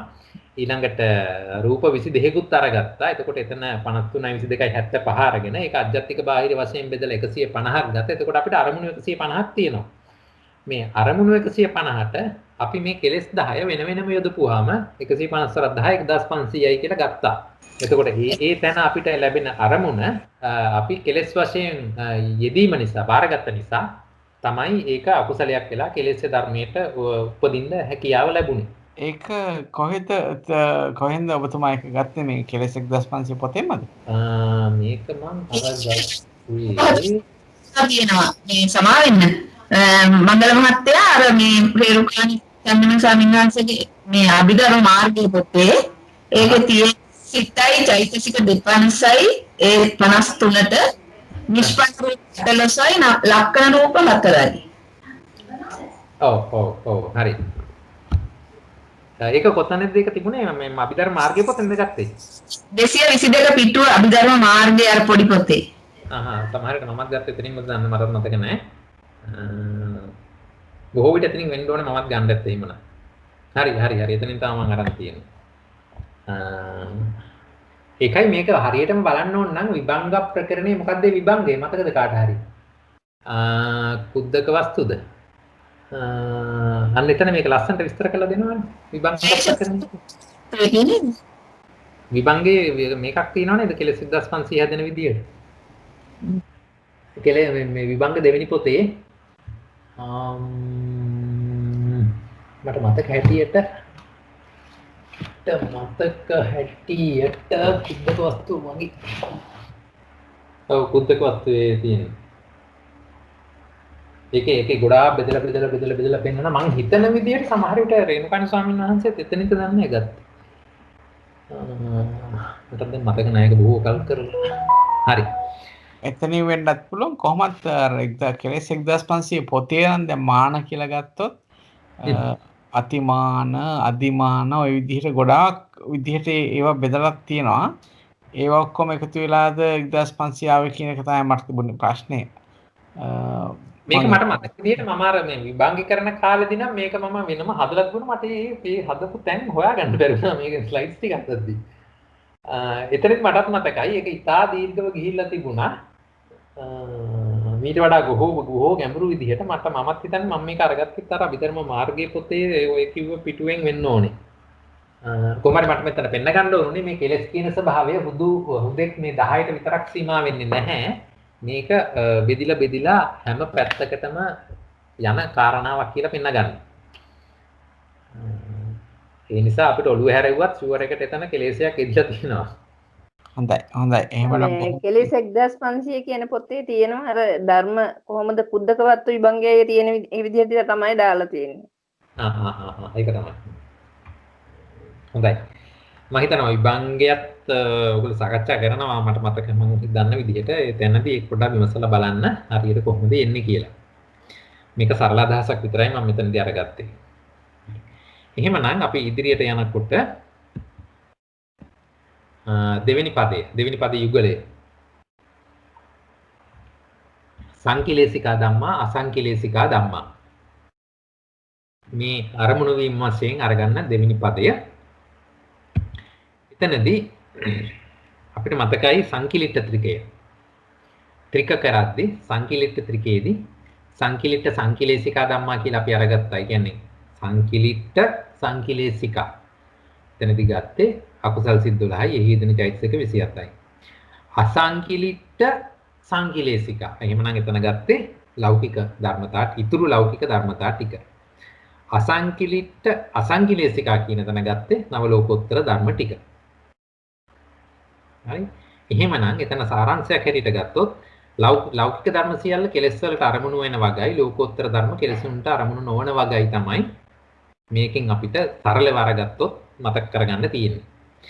ඒ ස්වභාවයේ මතක තියාගෙන අපි දැන් කෙලෙස් ගොච්චකය දෙවෙනි පද යුගලයේ ගත්තොත් සංකිලේශිකා කෙලෙසුන් හට අරමුණු වන්නා වූ හෙවත් කෙලෙසුන්ට ගෝචර වන්නා වූ ස්වභාවය තියෙන ධර්මතා තමයි එතනදී පළවෙනි පදේ හැටියට අරගත්තේ.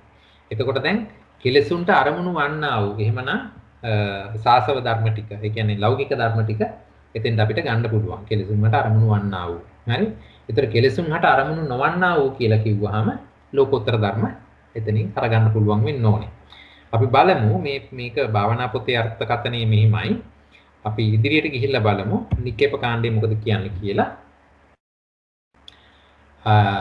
කතමේ ධම්මා සංකිලේශිකා චේ 2246 සාසවා කුසල කුසල අව්‍ය කතා ධම්මා කාමවචර රූපවචර අරූපවචර රූපක්ඛන්தோ පෙය්‍යාලං විඥානක්ඛන්தோ ඉමේ ධම්මා සංකිලේශිකා.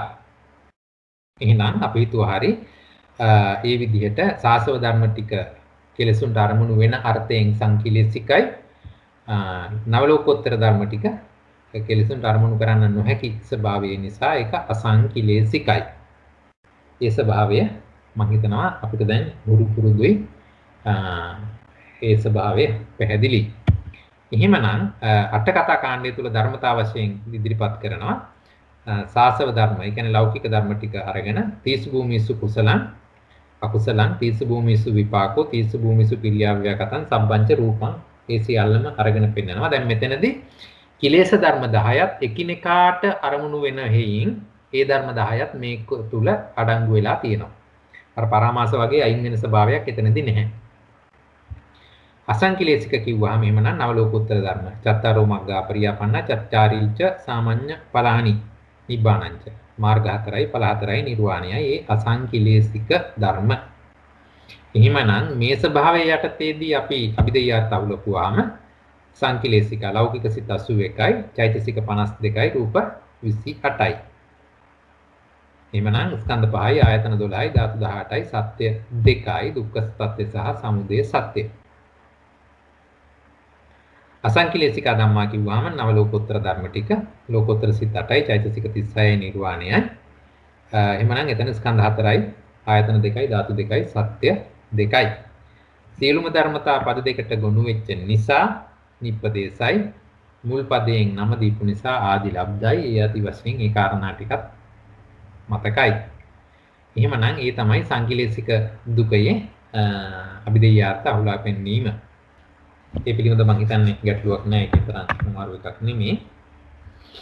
අපි ඊළඟට බලමු එහෙමනම් තුන්වෙනි පදයට ගිහිල්ලා සංකිලිට්ඨා ධම්මා. මේක අලුත් පදයක්. මොකද දැන් අපි මීට කලින් ගොච්චකවල ගත්තොත් යුගල පද 6යි ආවේ. මෙහි පද 8ක් වෙලා තියෙනවා. මෙන්න මේ අලුතෙන් එක්කවුච්ච පදයක් තමයි මේ සංකිලිට්ඨ දුකය. සංකිලිට්ඨා ධම්මා කියලා පළවෙනි පදය, අසංකිලිට්ඨා ධම්මා කියලා දෙවෙනි පදය. දැන් අපි බැලුවොත් මොකක්ද මේ සංකිලිට්ඨ? දැන් සංකිලිට්ඨ කිව්වහම අපි බලමු මේක. භාවනා පොත විස්තර කරලා දෙන්නේ කෙලෙසුන් විසින් කෙලසෙන ලද්දා වූ. කෙලෙසුන් විසින් කෙලසෙන ලද්දා වූ සංකිලිට්ඨ. එහෙමනම් කෙලෙස් සමග මිශ්‍ර වෙලා, තැවරිලා, එකට යෙදිලා තියෙන ස්වභාවය එහිදී උලුප්පා පෙන්නනවා. කෙලෙසුන් විසින් කෙලසන්න. කෙලසන්න නම් එතන ළඟ ඉන්න ඕනේ. එහෙමනම් එකට යෙදිලා තියෙන අර්ථය. ඊළඟට අසංකිලිට්ඨා කිව්වම කෙලෙසුන් විසින් නොකෙලසෙන ලද ස්වභාවය. මේක අපි නික්කේප කාණ්ඩයට ගිහිල්ලා බලුවා නම් කතමේ ධම්මා සංකිලිට්ඨා චේත 1248 තීනි අකුසල මූලානි ලෝභෝ දෝසෝ මෝහෝ තදේ කට්ටාච කිලේසා තං සම්පයුක්තෝ වේදනක්ඛන්தோ පෙය්‍යාලං විඥානක්ඛන්தோ තං සමුට්ඨානං කාය කම්මං වචී කම්මං මනෝ කම්මං ඉමේ ධම්මා සංකිලිට්ඨා. හොඳට බලන්නේ පාඩේ මේක මට මතක හැටියට කලින් වතාවකට ආවා. තීනි අකුසල මූලානි අකුසල මුල් තුන තියෙනවා නම් ලෝභ දෝස මෝහ කියන තදේ කට්ටාච කිලේසා.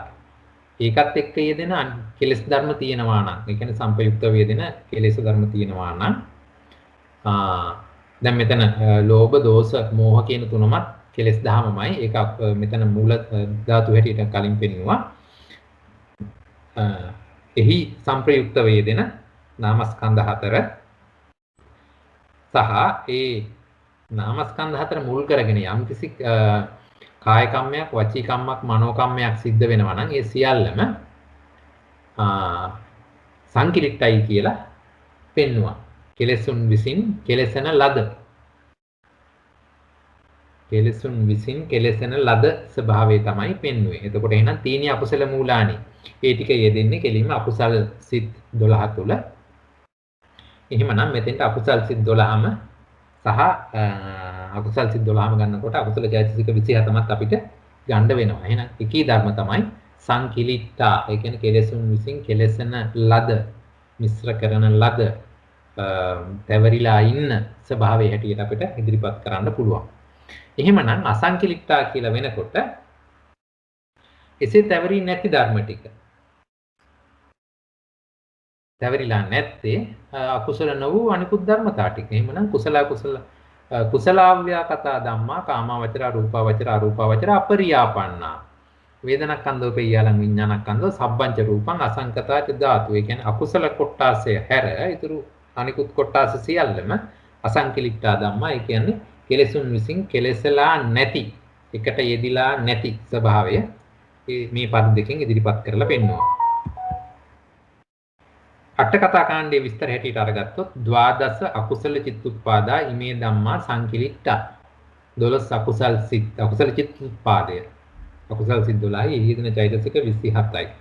ඒ තමයි සංකිලිට්ඨ ධර්ම. එහෙනම් අසංකිලිට්ඨ කිව්වම ඊටු ඔක්කොම ධර්මතා ටික.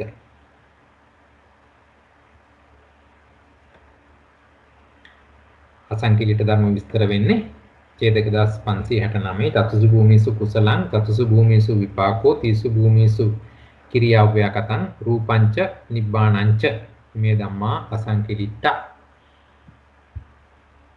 මේ පද දෙකට අනුව අපි අභිධේයාර්ථ අහුලපුවාම සංකිලිට්ඨ ධම්මා කියනකොට අකුසල් සිත් 12යි චෛතසික 27යි. ඒ ටික ස්කන්ධ 4යි ආයතන 2යි ධාතු 2යි සත්‍ය 2යි. අසංකිලිට්ඨ ධම්මා කිව්වහම අකුසල් වර්ජිත ඉතුරු සිත් 77යි 12යි 89යි. ඊළඟට තත්සම්පයුක්ත චෛතසික 38යි. අකුසල් ටික අර පැත්තට ගියා නම් මේ පැත්තට 38යි. රූප 28යි නිර්වාණයයි. එහෙමනම්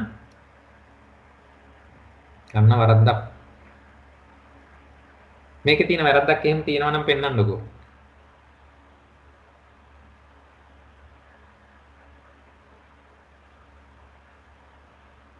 ස්කන්ධාදී ભેදේ පෙන්වද්දී අකුසල් වර්ජිත 37යි තත්සම්පයුක්ත චෛතසික 38යි රූප 28යි නිර්වාණ. ස්කන්ධ පහක් තියෙනවා. පහයි very good. ස්කන්ධ පහයි. හරි. ස්කන්ධ පහයි ආයතන 12යි ධාතු 18යි සත්‍ය 3යි. සත්‍ය 3 උනේ හතරවෙනියට තියෙන මොකද්ද ලෝභය අනිත් පැත්තට ගිය නිසා. එහෙමනම් මෙතනත් ආදිලබ්ධ නාම නිප්පදේශ දුකයක්. මොකද සියලුම ධර්මතා පද දෙක යටතේ ගොනු වෙලා තියෙන නිසා. හොඳයි.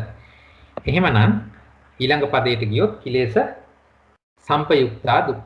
දැන් මේ කිලේශ සංකිලිට්ඨා කියලා ගත්ත එකේ කිලේශ සම්පයුක්තා කියලා ගත්ත එකයි අර්ථ වශයෙන් එහෙම නැත්නම් අභිධේයාර්ථ වශයෙන් එකමයි. අපි දන්නවා කිලේශ සම්පයුක්තා වෙන්නේ අකුසල සිත් 12 තුල.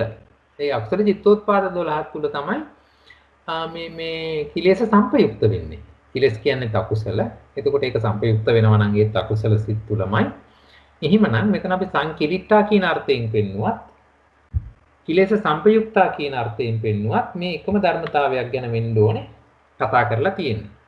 එහෙමනම් සංකිලිට්ඨා කියලා කිව්වහම අර කෙලෙසුන්ගෙන් තැවරිලා තියෙන ස්වභාවය ලුප්පා දැක්වුවා වෙන්න පුළුවන්. සම්පයුක්තා කියලා කිව්වහම සතර සංප්‍රයෝග ලක්ෂණය ලුප්පා දැක්වුවා වෙන්න පුළුවන්. කොහොමටත් අර වේනීය ධනයාගේ අධ්‍යාශය උදෙසා විස්තර කළා කියලාත් ඕනනම් පෙළේ සඳහන් වෙලා ඇති. කොහොම වුණත් මේ එතකොට මෙතන කිලේශ සම්පයුක්තා කියලා මීට කලින් අපිට ගොච්චකවල කියන්නේ කලින් ගොච්චකවල සම්පයුක්ත ස්වභාවය ආවේ. මේ කිලේශ ගොච්චකේ තමයි අර තැවරිච්ච ස්වභාවය පෙන්වලා දුන්නේ. හොඳයි. එහෙමනම් කිලේශ සම්පයුක්ත දුකයත් අර විදිහටම තමයි එන්නේ. කෙලෙසුන් සමග සතර සංපයෝග ලක්ෂණයෙන් මිශ්‍ර වෙලා තියෙන ධර්මතා ටික. කෙලෙස් විප්‍රයුක්තා කිව්වහම එහෙම සතර සංප්‍රයෝග ලක්ෂණයෙන් සංප්‍රයුක්ත නො වූ ස්වභාවය.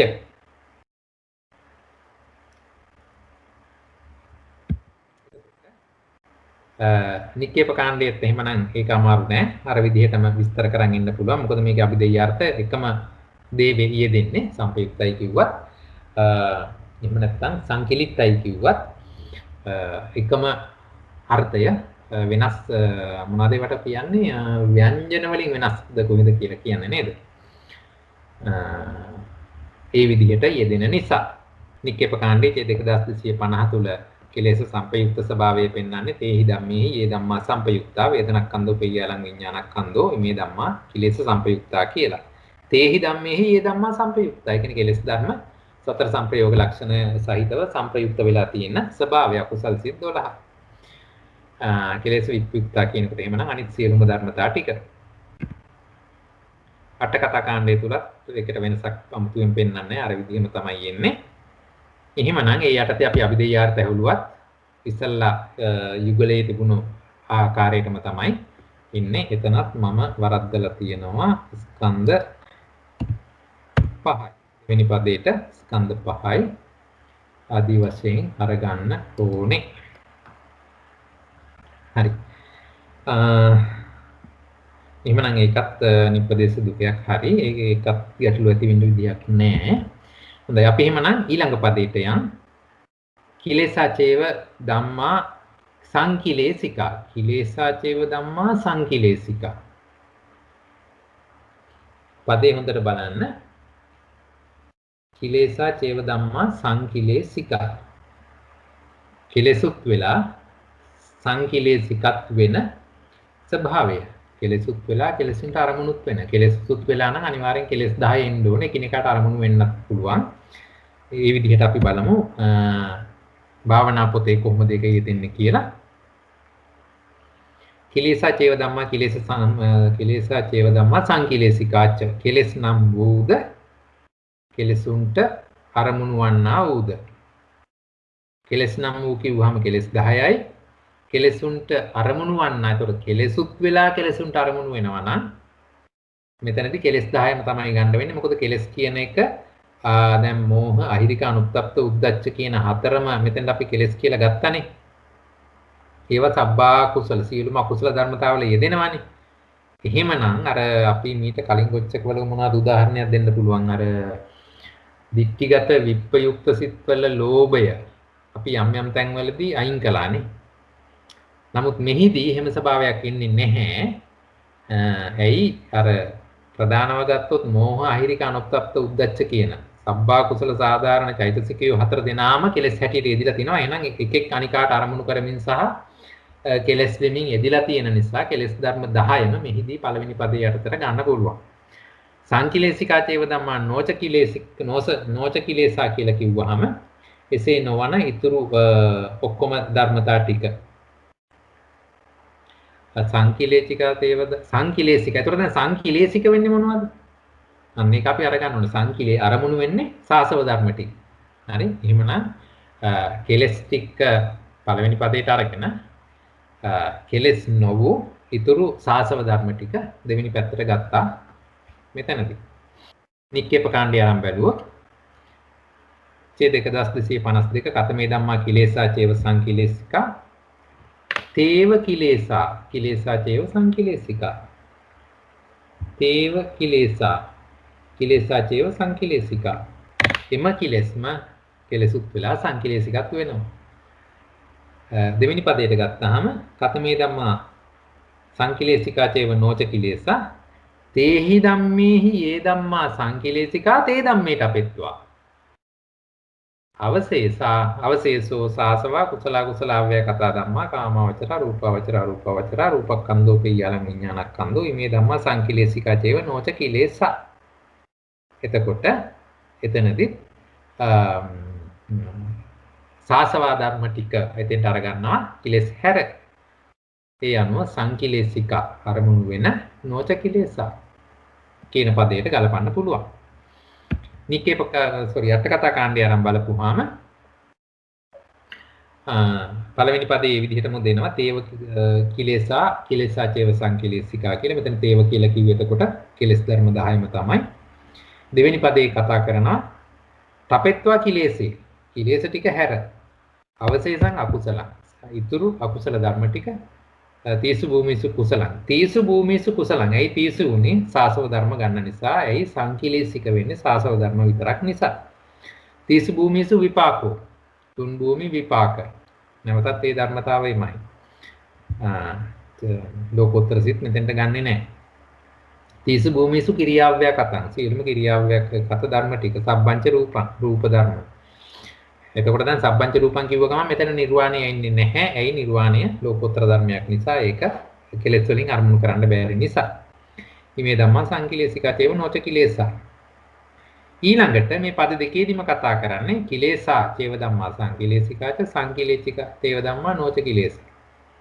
සංකිලේශික වෙන ධර්මතා ගැනයි මේ පද දෙකේදීම කතා කරන්නේ. එහෙමනම් සංකිලේශ නොවන නවලෝකෝත්තර ධර්ම ටික මේ පද දෙකට නෑ කියලා දැන් අට කතා කාණ්ඩයේ ඡේද 1573 යට කොටසේ පෙන්වන ඡේදයෙන් විස්තර කරනවා. එතන තියෙනවානේ අසංකිලේශිකා ධම්මා නවත්තබ්බා කිලේසා චේව සංකිලේශිකා තීපි සංකිලේශිකා චේව නොච කිලේසා තීපි කියලා. අසංකිලේශික ධර්ම මේ පද දෙකටම යෙදුනේ නැති ස්වභාවය එතනින් උලුප්පා දක්වනවා. මේ தত্ত্বය තුල ඉඳගෙන අපි අභිධේයාර්ථ අහුලනකොට කිලේසා චේව ධම්මා සංකිලේශිකාච කියන පළවෙනි පදයේ අභිධේයාර්ථ හැටියට ලෝභ ද්වේෂ මෝහ ආදී කිලේශ ධර්ම 10 මේ පැත්තට ගොනු වෙනවා. එහි ස්කන්ධ එකයි ආයතන එකයි ධාතු එකයි සත්‍ය දෙකයි. ඊළඟට සංකිලේශිකා චේව ධම්මා නොච කිලේසා කියනකොට සාසව වූ ඉතුරු ධර්ම ටික. එහෙමනම් අකුසල සිත් 81යි. තත්සම්පූර්ණ චෛතසික 42යි. ඇයි 42 වුනේ? 52කින් කෙලෙස් ධර්ම 10 අයින් කළා. එහෙමනම් චෛතසික 42යි රූප 28යි. එච්චරයි. එතකොට එතන ස්කන්ධ 5යි, ආයතන 12යි, ධාතු 18යි, සත්‍යෝ 1යි. දුක්ඛ සත්‍ය විතරයි. සමුදය සත්‍ය පළවෙනි පදයට ගියා. මාර්ග සත්‍ය සහ නිරෝධ සත්‍ය සහ මාර්ග සත්‍ය මෙතෙන්ට ආවේ නැහැ. ලෞකික ධර්ම විතරයි දෙවෙනි පදයට කතා කළේ. එහෙමනම් මේකත් ආදිලබ්ධ නාම සප්පදේශ දුකයි. සප්පදේශ දුකේ උනේයි නව ලෝකෝත්තර ධර්ම ටික මෙතෙන්ට ගත්තේ නැති නිසා. එහෙමනම් දුක විමුක්ත ධර්ම හැටියට ලෝකෝත්තර සිතටයි තත්සම්පයුක්ත චෛතසික 36 නිර්වාණයයි මේ දුකේ සම්බන්ධව පෙන්වන්න පුළුවන්. ඊළඟට 7 වෙනි පදය. නැවත වතාවක් අපිට හම්බ වෙනවා 6 වෙනි පදේ හා සමානවම එකක්. කිලේසා චේව ධම්මා කිලේශ සංපයුක්තා කිව්වත් අපි කලින් පදේ කතා කරපු කිලේසා චේව ධම්මා සංකිලිටාච කිව්වත් එකම ආකාරයේ වග දැන් වැටහෙන්නට ඕනේ. එහෙමනම් මේ ගොච්ඡකයේදී තුන්වෙනි යුගලයයි හතරවෙනි යුගලයයි එක සමාන අභිධේයාර්ථ ඉදිරිපත් වුණා. 6 වෙනි යුගලයේ 7 වෙනි යුගලයේ අභිධේයාර්ථ ඉදිරිපත් වෙනවාක පේනවා. අපි බලමු. මෙතනදී කෙලෙසින් සමග මිශ්‍ර වූ ස්වභාවය එතන මිශ්‍රයි කියලා කිව්වේ සතර සංප්‍රයෝග ලක්ෂණයෙන් එන බව.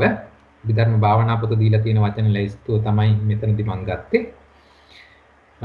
කිලේසා චේව ධම්මා කිලේශ සංපයුක්තාච කියන එක භාවනා පොත විස්තර කරන්නේ කෙලෙසුන් සමග මිශ්‍ර වූද කෙලෙස් නම් වූද. එතකොට මෙතන සංප්‍රයුක්ත ස්වභාවය ඉස්මතු කරලා පදය පෙන්වන නිසා මෙතන මිශ්‍රයි කියලා කිව්වේ සතර සංප්‍රයෝග ලක්ෂණයේ යුක්ත බව. එතකොට දෙවෙනි පදය කෙලෙසුන් සමග මිශ්‍ර වූද කෙලෙස් නම් නොවූද. කෙලෙසුන් සමග මිශ්‍ර වුණා සතර කෙලෙසුන් සමග මිශ්‍ර වූද කෙලෙස් නම් නොවූද. එතකොට කෙලෙසුන් සමග මිශ්‍ර වෙනවා නම් නැවත වතාවක් තමයි. එහෙමනම් මේ පදේ අර්ථයට අනුව අපි බලමු කොහොමද ඒක යෙදෙන්නේ කියලා නික්කේප කාණ්ඩේ. ඔන්න දීර්ඝ විස්තරයක් එතනදී ඉදිරිපත් කරනවා. කතමේ ධම්මා කිලේසා චේව කිලේශ සංපයුක්තාච ඡේද 1256. ලෝභෝ මෝහේන කිලේසා චේව කිලේශ සංපයුක්තෝච. මෝහෝ ලෝභේන කිලේසා චේව කිලේශ සංපයුක්තෝ. මේ විදිහට අපිට මීට කලින් වතාවකත් මේ වගේම ස්වභාවයක් ආවා. මේ විදිහට ලෝභය මෝහය නිසාත් මෝහය ලෝභය නිසාත් ආදී වශයෙන් ඒකේ ධර්මතා එකිනෙකට ගලපමින් පෙන්වලා දුන්නා කොහොමද මේක යෙදෙන්නේ කියලා. දැන් ඕගොල්ලන්ට මතක ඇති මෙතනදී සබ්බා කුසල සාධාරණ චෛතසික 4ක් තිබුණා. ඒ 4 වෙනුවෙන්ම මේ ආකාරයට යෙදෙන වගේ එහෙනම් අපි නිකමට හිතෙන්න ඕනේ එහෙම යෙදෙවි කියලා බලමු. මේක මම සරලව විස්තර කළොත් මට මේක මේ විදිහට පෙන්වන්න පුළුවන් තේරෙන භාෂාවෙන් රූප සටහනක. ලෝභය මෝහය සමගත් මෝහය ලෝභය සමගත්.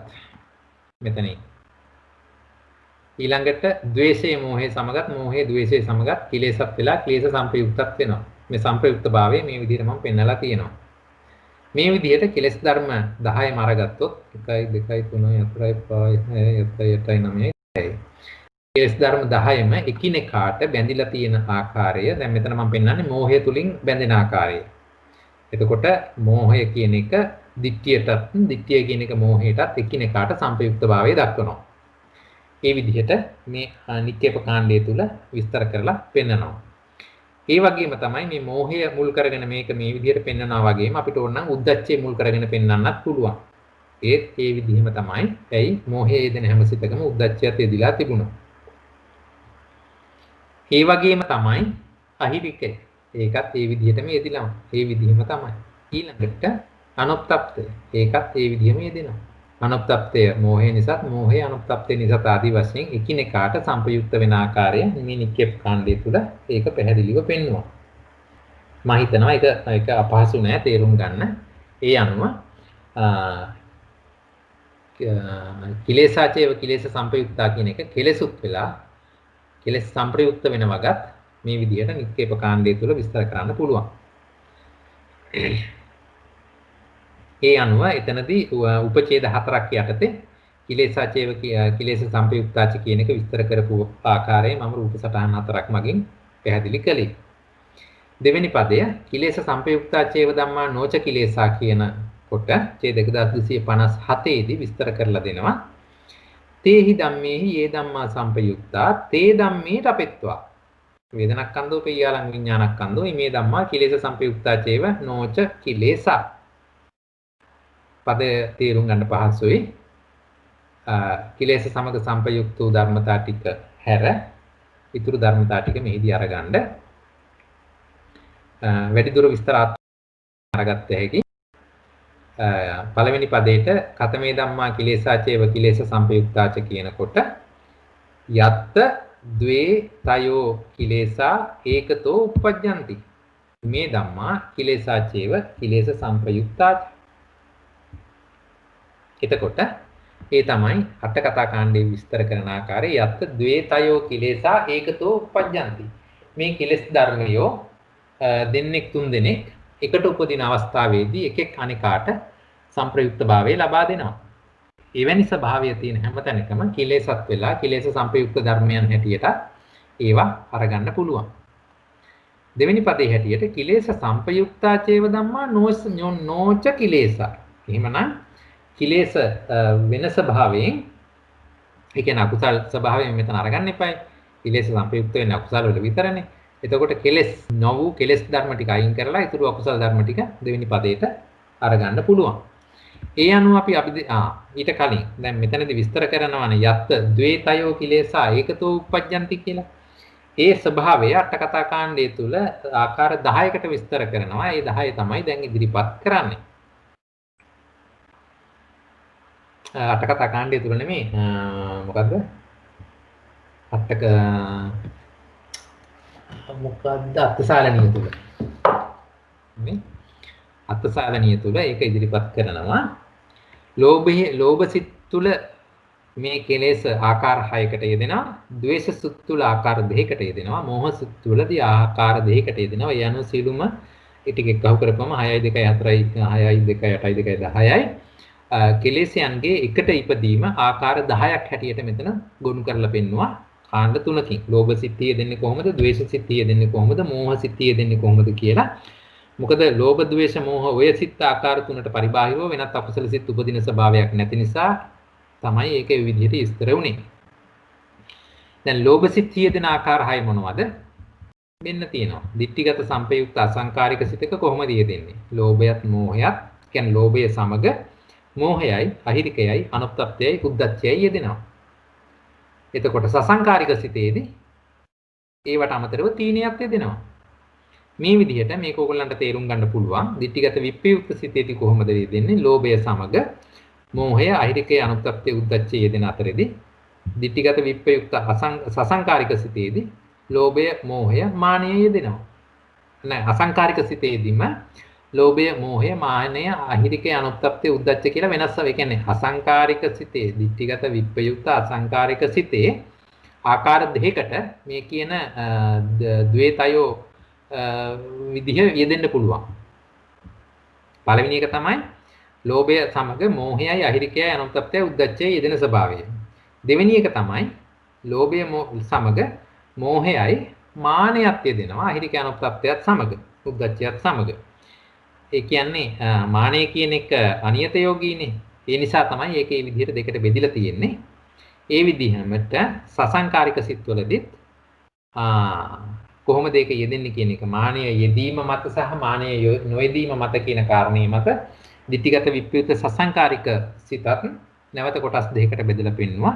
ඒ අනුව තමයි ලෝභ සිත්හි මේ එකට යෙදීම් ආකාර 6ක් හැටියට ගොනු කරන්න පුළුවන් උනේ. මම හිතනවා ඒක තේරුම් ගන්න පහසුයි කියලා.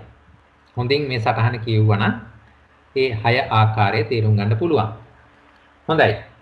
කාට හරි එහෙනම් කියන්න පුළුවන්ද ද්වේෂ සිතෙහි ආකාර දෙකක් කියලා කියනවා. ඒ දෙක මොනවද කියලා කියන්න පුළුවන්ද? හරි දෙක එතකොට පැහැදිලිවම අසංකාරික සිතේ යෙදෙන එකයි සසංකාරික සිතේ යෙදෙන එකයි. ඒකත් මම කියලා දෙන්නම්. එතකොට එහෙමනම් කොහොමද ද්වේෂ සිත්වලදී අසංකාරික සිතේදී කෙලෙස් ධර්ම එකට යෙදෙන්නේ කොහොමද? මොනවද යෙදෙන්න පුළුවන් කෙලෙස් ධර්ම?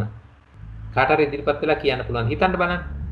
මේ පදනම යටතේදී ද්වේෂ සිත් දෙකෙහි ආකාර දෙකයි. ආකාර දෙක එතකොට අසංකාරික සිතයි සසංකාරික සිතයි.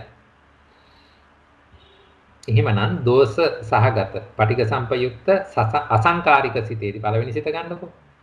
පටිඝ සම්පයුක්ත අසංකාරික සිතේ මොනවද යෙදෙන කෙලෙස් ධර්ම? සදේශ මෝහ අහිරික අනුතප්ප උද්දච්ච. very good. අනිත් එකේ සසංකාරික තීනත් එකට. ඔව්. හරියටම හරි. ඒ විදිහට තමයි එතන එන්නේ. දෝෂයේ සමග සබ්බා කුසල සාධාරණ චෛතසික 4 පළවෙනි සිතේදී යෙදුණා. දෙවෙනි සිතේදී දෝෂයේ සමග සබ්බා කුසල සාධාරණ කියන්නේ 4ට අමතරව තීනේ යෙදුණා. ඇයි ඒක සසංකාරික නිසා තීනේ ආවා. මිද්දයක් වෙනවා. නමුත් මිද්දේ කියන එක කිලේශයක් නොවන හැටියට ගත්ත කිලේශයක් හැටියට ගත්තේ නැහැ නේ. ඒ නිසා අපි මෙතනදී මේ ටික විතරයි කතා කරන්නේ. මෝහසිතත් ඔය ආකාරයටම දෙකට බෙදෙනවා. ඒතර මෝහසිත කොහොමද දෙකට බෙදෙන්නේ? එතන සසංකාරික අසංකාරික ભેදයක් නැහැනේ.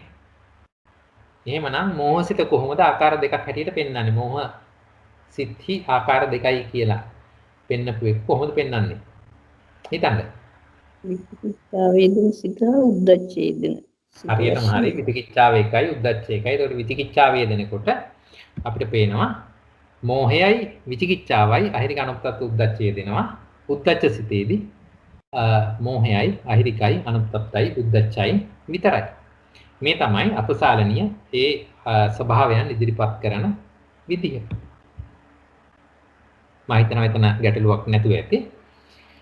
මේ පදනම යටතේ අපි අභිදේයාර්ථ අහුලපුවාම කිලේශා චේව ධම්මා කිලේශ සම්පයුක්තාච කියනකොට කිලස් ධර්ම 10යිමයි. කිලේශ සම්පයුක්තා චේව ධම්මා නොච කිලේශා කියනකොට සම්පයුක්තා එහෙම නැහැ අකුසල් සිත් 12යි. එහි යෙදෙන චෛතසික අපිට ගන්න පුළුවන් ඉන්නේ දැන් 17යි. එයි 10ක් අනිත් පැත්තට පළවෙනි පදයට ගොනු කළ නිසා. කෙලස් 10 වර්ජිත ඉතුරු චෛතසික 17යි අකුසල් සිත් 12යි තමයි කිලේශ සම්පයුක්තා චේව ධම්මා නොච කිලේශා හැටියට ගත්තේ. එහෙමනම් එතන ස්කන්ධ 4යි ආයතන 2යි ධාතු 2යි සත්‍ය 1යි දුක්ඛ සත්‍ය විතරයි.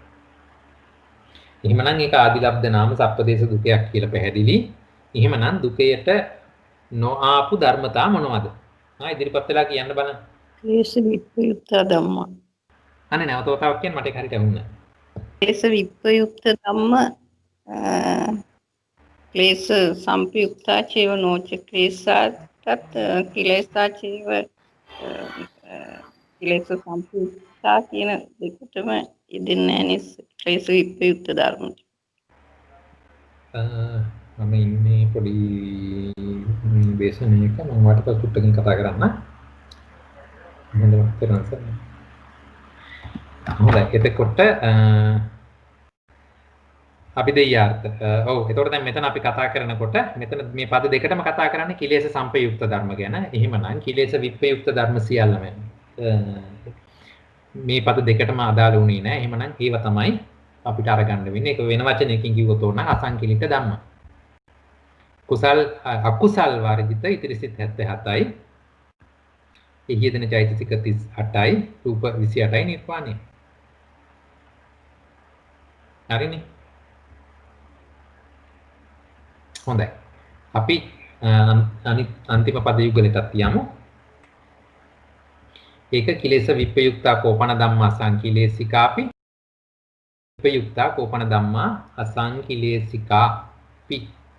එහෙමනම් මේ පද දෙක අපි කතා කරනකොට භාවනා පොතෙන් කියන්නේ කෙලෙසුන් කෙරෙන් විප්පයුක්ත වූද කෙලෙසුන්ට අරමුණු වූද කියන කිලේශ විප්පයුක්තා කෝපන ධම්මා සංකිලේසිකා. එහෙමනම් කෙලෙසුන්ගෙන් විප්පයුක්තයි කෙලෙසුන්ට සංකිලේශික නිසා කෙලෙසුන්ට අරමුණු වෙන ස්වභාවය. දෙවෙනි පදයෙන් කිලේශ විප්පයුක්තා කෝපන ධම්මා අසංකිලේශිකා. එතකොට කෙලෙස් විප්පයුක්තයි සහ අසංකිලේශිකයි. අසංකිලේශිකයි අරමුණු වෙන්නේ නැහැ. කෙලෙසුන්ගෙන් විප්පයුක්තයි අසංකිලේශිකයි.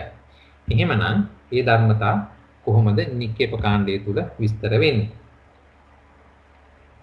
ඡේදක 1258 කතමේ ධම්මා කිලේශ විප්පයුක්තා සංකිලේශික තේහි ධම්මේ යේ ධම්මා විප්පයුක්තා සාසවා කුසල කුසල අව්‍යය කතා ධම්මා කාමවචර රූපවචර අරූපවචර රූපකන්දෝ පෙය්‍යාලං විඥානකන්දෝ මේ ධම්මා කිලේශ විප්පයුක්තා සංකිලේශිකා. දැන් මම හිතනවා මේ පාලි පාඨ බොහොම පහසුවෙන් තේරුම් ගන්නවා ඇති කියලා. තේහි ධම්මේහි යේ ධම්මා විප්පයුක්තා තේහි ධම්මේහි කිව්වේ කෙලෙස් ධර්ම 10 යම් කිසි ඒ කෙලෙස් ධර්ම 10න් යම් කිසි ධර්මයක් විප්පයුක්තද එකී ධර්මයන් අතරිනුත් සාසවා ධර්ම ටික මෙතෙන්ට ගන්න. එයි අපි මෙතෙන්ට කතා කරන්නේ සංකිලේශික ධර්ම. සංකිලේශික වෙන්නේ සාසව විතරයි. සාසව ධර්ම ටික විතරයි. ඒ විදිහට තමයි නික්කේප කාණ්ඩයේ අර්ථ පැහැදිලි කිරීම සිදු කරන්නේ. දෙවෙනි පදයට ගියොත් ඡේදක 1259 කතමේ ධම්මා කිලේශ විප්පයුක්තා අසංකිලේශිකා. කිලේශ විප්පයුක්ත අසංකිලේශික එන නවලෝකෝත්තර ධර්ම.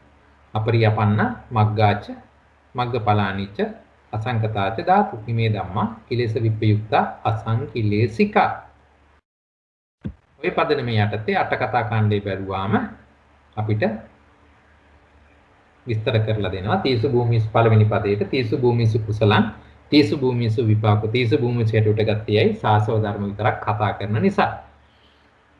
තීසු භූමිසු කිරියාවය කතං සබ්බංච රූපං ඉමේ ධම්මා කිලේශ විප්පයුක්තා සංකිලේශිකා. හොඳයි. දෙවෙනි පදේ කතමේ ධම්මා කිලේශ විප්පයුක්තා අසංකිලේශිකා. චත්තාරෝ මග්ගා අපරියාපන ඒක අර විදිහටම නවලෝකෝත්තර ධර්ම ටික විස්තර කරලා දෙනවා. ඡේද 1579 මේ යට කොටසෙන් කියලා දැන් මේ පද දෙකම කතා කළේ කිලේශ විප්පයුක්ත ධර්ම. එහෙමනම් කිලේශ සම්පයුක්ත ධර්ම මේ පද දෙකටම අඩංගුනේ නැහැ කියන ස්වභාවය ඡේද 1279 යට කොටසෙන් කියලා දෙනවා. කිලේශ සම්පයුක්තා ධම්මා නවත්තබ්බා කිලේශ විප්පයුක්තා සංකිලේශිකා තීපි කිලේශ විප්පයුක්තා අසංකිලේශිකා තීපි කියලා. හරි. ওই පදනම යටතේදී අපි අභිධේයාර්ථ අහුලපුවාම අපිට ගැලපෙන්නේ පළවෙනි පදේ කිලේශ විප්පයුක්තා කෝපන ධම්මා සංකිලේශිකා කියනකොට තීසු භූමිසු කුසලං තීසු භූමිසු විපාකෝ තීසු භූමිසු කිරියා ව්‍යකතං කියන ස්වභාවය අරගත්තාම අපිට ගුණ සබ්බංච රූපං ඒ ඔක්කොම ටික ගොනු කරපුවාම අපිට එනවා ලෞකික සිත් 69යි චෛතසික 38යි රූප 28යි. මෙතන සිත් 69 අරගත්තේ තීසු භූමිසු කුසලං තීසු භූමිසු විපාකෝ තීසු භූමිසු කිරියාවය කතන් විතරයි අකුසල ටික ආවේ නැති වගේ මතක තියාගන්න ඕනේ. ඒ නිසායි 69 ආවේ. අකුසල ආවේ නැති නිසා චෛතසික 38යි. සීල රූප ටික ආව සාසව ධර්ම නිසා. එහෙමනම් සිත් 69යි චෛතසික 38යි රූප 28යි. ඒ තුල තියෙනවා ස්කන්ධ 5යි ආයතන 12යි ධාතු 18යි සත්‍යෝ 1යි. දුක්ඛ සත්‍ය. කිලේශ විප්පයුක්තා කෝපන ධම්මා අසංකිලේශිකා කිලේශිකා කිව්වම නව ලෝකෝත්තර ධර්ම ලෝකෝත්තර සිත් 8යි තත්සම්පයුක්ත චෛතසික 36යි නිර්වාණයයි එතන ස්කන්ධ 4යි ආයතන 2යි ධාතු 2යි සත්‍ය 2යි. මේකත් ආදිලබ්ධ නාම සප්පදේශ දුකයක්. ඇයි සප්පදේශ උනේ? කිලේශ සම්පයුක්ත ධර්ම මේකට ආවේ නැති නිසා. මොනවද කිලේශ සම්පයුක්ත ධර්ම? අකුසල සිත් 12යි චෛතසික 27යි. මේ දුකෙන් බැහැර වූ ධර්මයේ හැටියට සටහන් වෙනවා. ඔය තමයි කිලේශ ගොච්ඡකය මුළු යුගල පද 8ම සාකච්ඡා කළේ. දැන් පොදුවේ සාකච්ඡා කරන්න දෙයක් තියෙනවා නම් කාලය එළඹ ඇත. කාලෝ අයන්තේ. අදහස් ඉදිරිපත් කරනවා නම් මම ගොඩක් සතුටුයි. එසේ නොමැතිනම් අද දවසේ සාකච්ඡා මම හිතන හතක් පහ වුණා. සාකච්ඡා වාරය අවසන් කරන්න කැමැති. තෙරුවන් සරණයි. මොන හරි ප්‍රශ්න තියෙනවද ඉදිරිපත් කරන්න? එහෙම නැත්නම් ඔබ මම කැමති ඕගොල්ලන්ගේ අදහස් ඉදිරිපත් කරනවා. එන්නේ සිත මේ සිතේ කෙලෙස් නැහැ. චෛතසිකවල තමයි කෙලෙස් තියෙන්නේ. එතකොට වෙලෙම කල්පනාවෙන් හිටියොත් ඒ කියන්නේ යෝනිසෝමනසිකාරයෙන් හිටියොත් සිත කෙලෙස් වලින් මුදා ගන්න හුඟක් අවස්ථාව තියෙනවා. ඒක ගොඩාක් වැදගත්. සර්. තෙරුවන් සරණයි සර්. තෙරුවන් සරණයි. ඔව් තවත් කාට හරි අදහස් හෝ ප්‍රශ්න තියෙනවා නම් ඉදිරිපත් කරන්න පුළුවන්. ප්‍රශ්න නැහැ වගේ මංගල මහත්තයා නේද? ඒකනේ. හොඳයි එහෙමනම් මංගල මහත්මයා ඔබතුමාට යමක් එකතු කරන්න තියෙනවද අවස්ථාන වශයෙන්? නැහැ ඉතින් මෙවැනි ධර්ම සාකච්ඡා පැවැත්වීම ගැන බොහොම සන්තෝෂයි. මමත් ගොඩාක් දේවල් ඉගෙන ගන්නවා. එකම ප්‍රශ්නේ මට පොඩි හරි දුකක් තියෙන්නේ ඕගොල්ලෝ මට උගන්වන්න නැති එක ගැන. බොහොම අඩුවෙන් උගන්වන එක ගැන. ඉතින් ඒ ගැන අවධානය යොමු කරලා දෙගොල්ල සහයෝගයෙන් ගමන යමු. හැම දිනකටම තෙරුවන් සරණයි.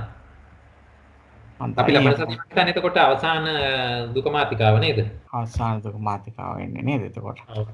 හොඳයි අපි එහෙනම් අද දවසට වැඩසටහන නිමා කරමු.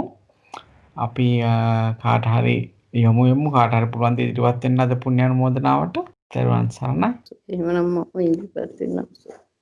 කරමු. අදත් අපිට මංගල දිසිංහ මහත්මයා කෙරෙහි කරුණාවෙන් ධම්මසංගණී ප්‍රකරණ ග්‍රන්ථ රත්නයේ දුක මාතිකා කොටසේ ක්ලේශ ගොච්චකයේ ඉතාමත් පැහැදිලිව අපිට තේරුම් කර දෙනු ලැබුවා. ඒ ධර්ම දේශනාවේ කුසලයත් අප විසින් ධර්ම ශ්‍රවණය කිරීමෙන් ලබා ගන්නා ලද කුසල සම්භාරයත් දෙවියන්ට අනුමෝදන් කරලා ඥාතීන්ට පින් දීලා මේ වැඩසටහන නිමා කරන්න අපි එකතු වෙමු. ආකාසට්ටා ච බුම්මට්ටා දේවා නාග මහිද්దికා පුඤ්ඤන්තං අනුමෝදිත්වා චිරන් රක්ඛන්තු ලෝක සාසනං. ආකාසට්ටා ච බුම්මට්ටා දේවා නාග මහිද්దికා පුඤ්ඤන්තං අනුමෝදිත්වා චිරන් රක්ඛන්තු දේශනං. ආකාසට්ටා ච බුම්මට්ටා දේවා නාග මහිද්దికා පුඤ්ඤන්තං අනුමෝදිත්වා චිරන් රක්ඛන්තු මම් පරන්ති. ධම්මේ ඥාතිනං හෝතු සුඛිතා හොන්තු ඥාතයෝ. ධම්මේ ඥාතිනං හෝතු සුඛිතා හොන්තු ඥාතයෝ. ධම්මේ ඥාතිනං හෝතු සුඛිතා හොන්තු ඥාතයෝ. ඉමිනා පුඤ්ඤ කම්මේන මාමේ බාල සමාගමෝ සතං සමාගමෝ හෝතු යාව නිබ්බානපත්තිය. ඉමිනා පුඤ්ඤ කම්මේන මාමේ බාල සමාගමෝ සතං සමාගමෝ හෝතු යාව නිබ්බානපත්තිය. කායේන වාචා චිත්තේන පමාදේන මයා කතං අච්ඡයං කමමේ භන්තේ ඌරි පඤ්ඤ තථාගත. අච්ඡයං කමමේ ධම්ම සම්දිත්තික අකාලික. අච්ඡයං කමමේ සංඝ සුපටිපන්න අනුත්තර. අද දවසේ මංගල දිසිංහ මහත්මයා විසින් අප වෙත ඉතාමත් පැහැදිලිව ධර්මයේ දේශනා කරනු ලැබුවා. ක්ලේශ ගොච්ඡකයේ ඒ අපිට ධර්ම කරුණු ඉතාමත් පැහැදිලිව අවබෝධයක් ලබා ගන්නට මේ සාකච්ඡා අපිට ඉතාමත් උපකාරී වෙනවා. ඉතින් ඒ වෙනුවෙන් අපි මේ මහත්මයාටත් මේ මහත්මයාගේ පවුලේ සියලු දෙනාටත් මේ පුණ්‍ය අනුමෝදනාව කරනවා. ඒ වගේම මේ මහත්මයා ශිල්පුගත් ධර්මයුගත් ගුරුතුමන්ලාටත් සියලු ස්වාමින් වහන්සේලාටත් මේ පුණ්‍ය අනුමෝදනාව සිදු කරනවා. ඒ වගේම ජයන්ත රත්නායක මහත්මයාටත් රූණ මහත්මයාටත් ලක්ෂ්මී මහත්මියටත් මේ සම්බන්ධීකරණය සිදු කිරීම සම්බන්ධයෙන්ුත් අනිත් කරන උපකාර සම්බන්ධයෙන්ුත් අපේ පුණ්‍ය අනුමෝදනාව හිමි වෙනවා.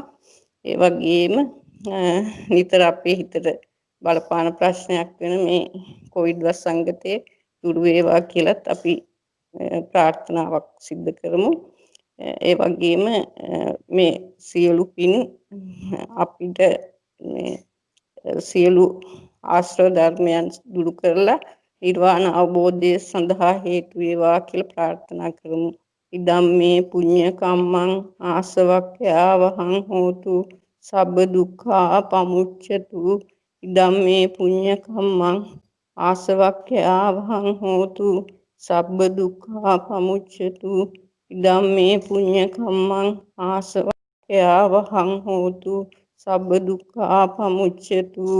සාදු සත්‍යරුවන් සරණයි.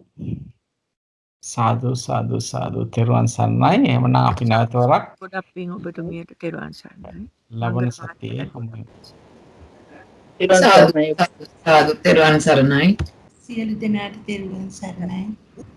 තෙරුවන් සරණයි සියලුම දෙනාට තෙරුවන් සරණයි.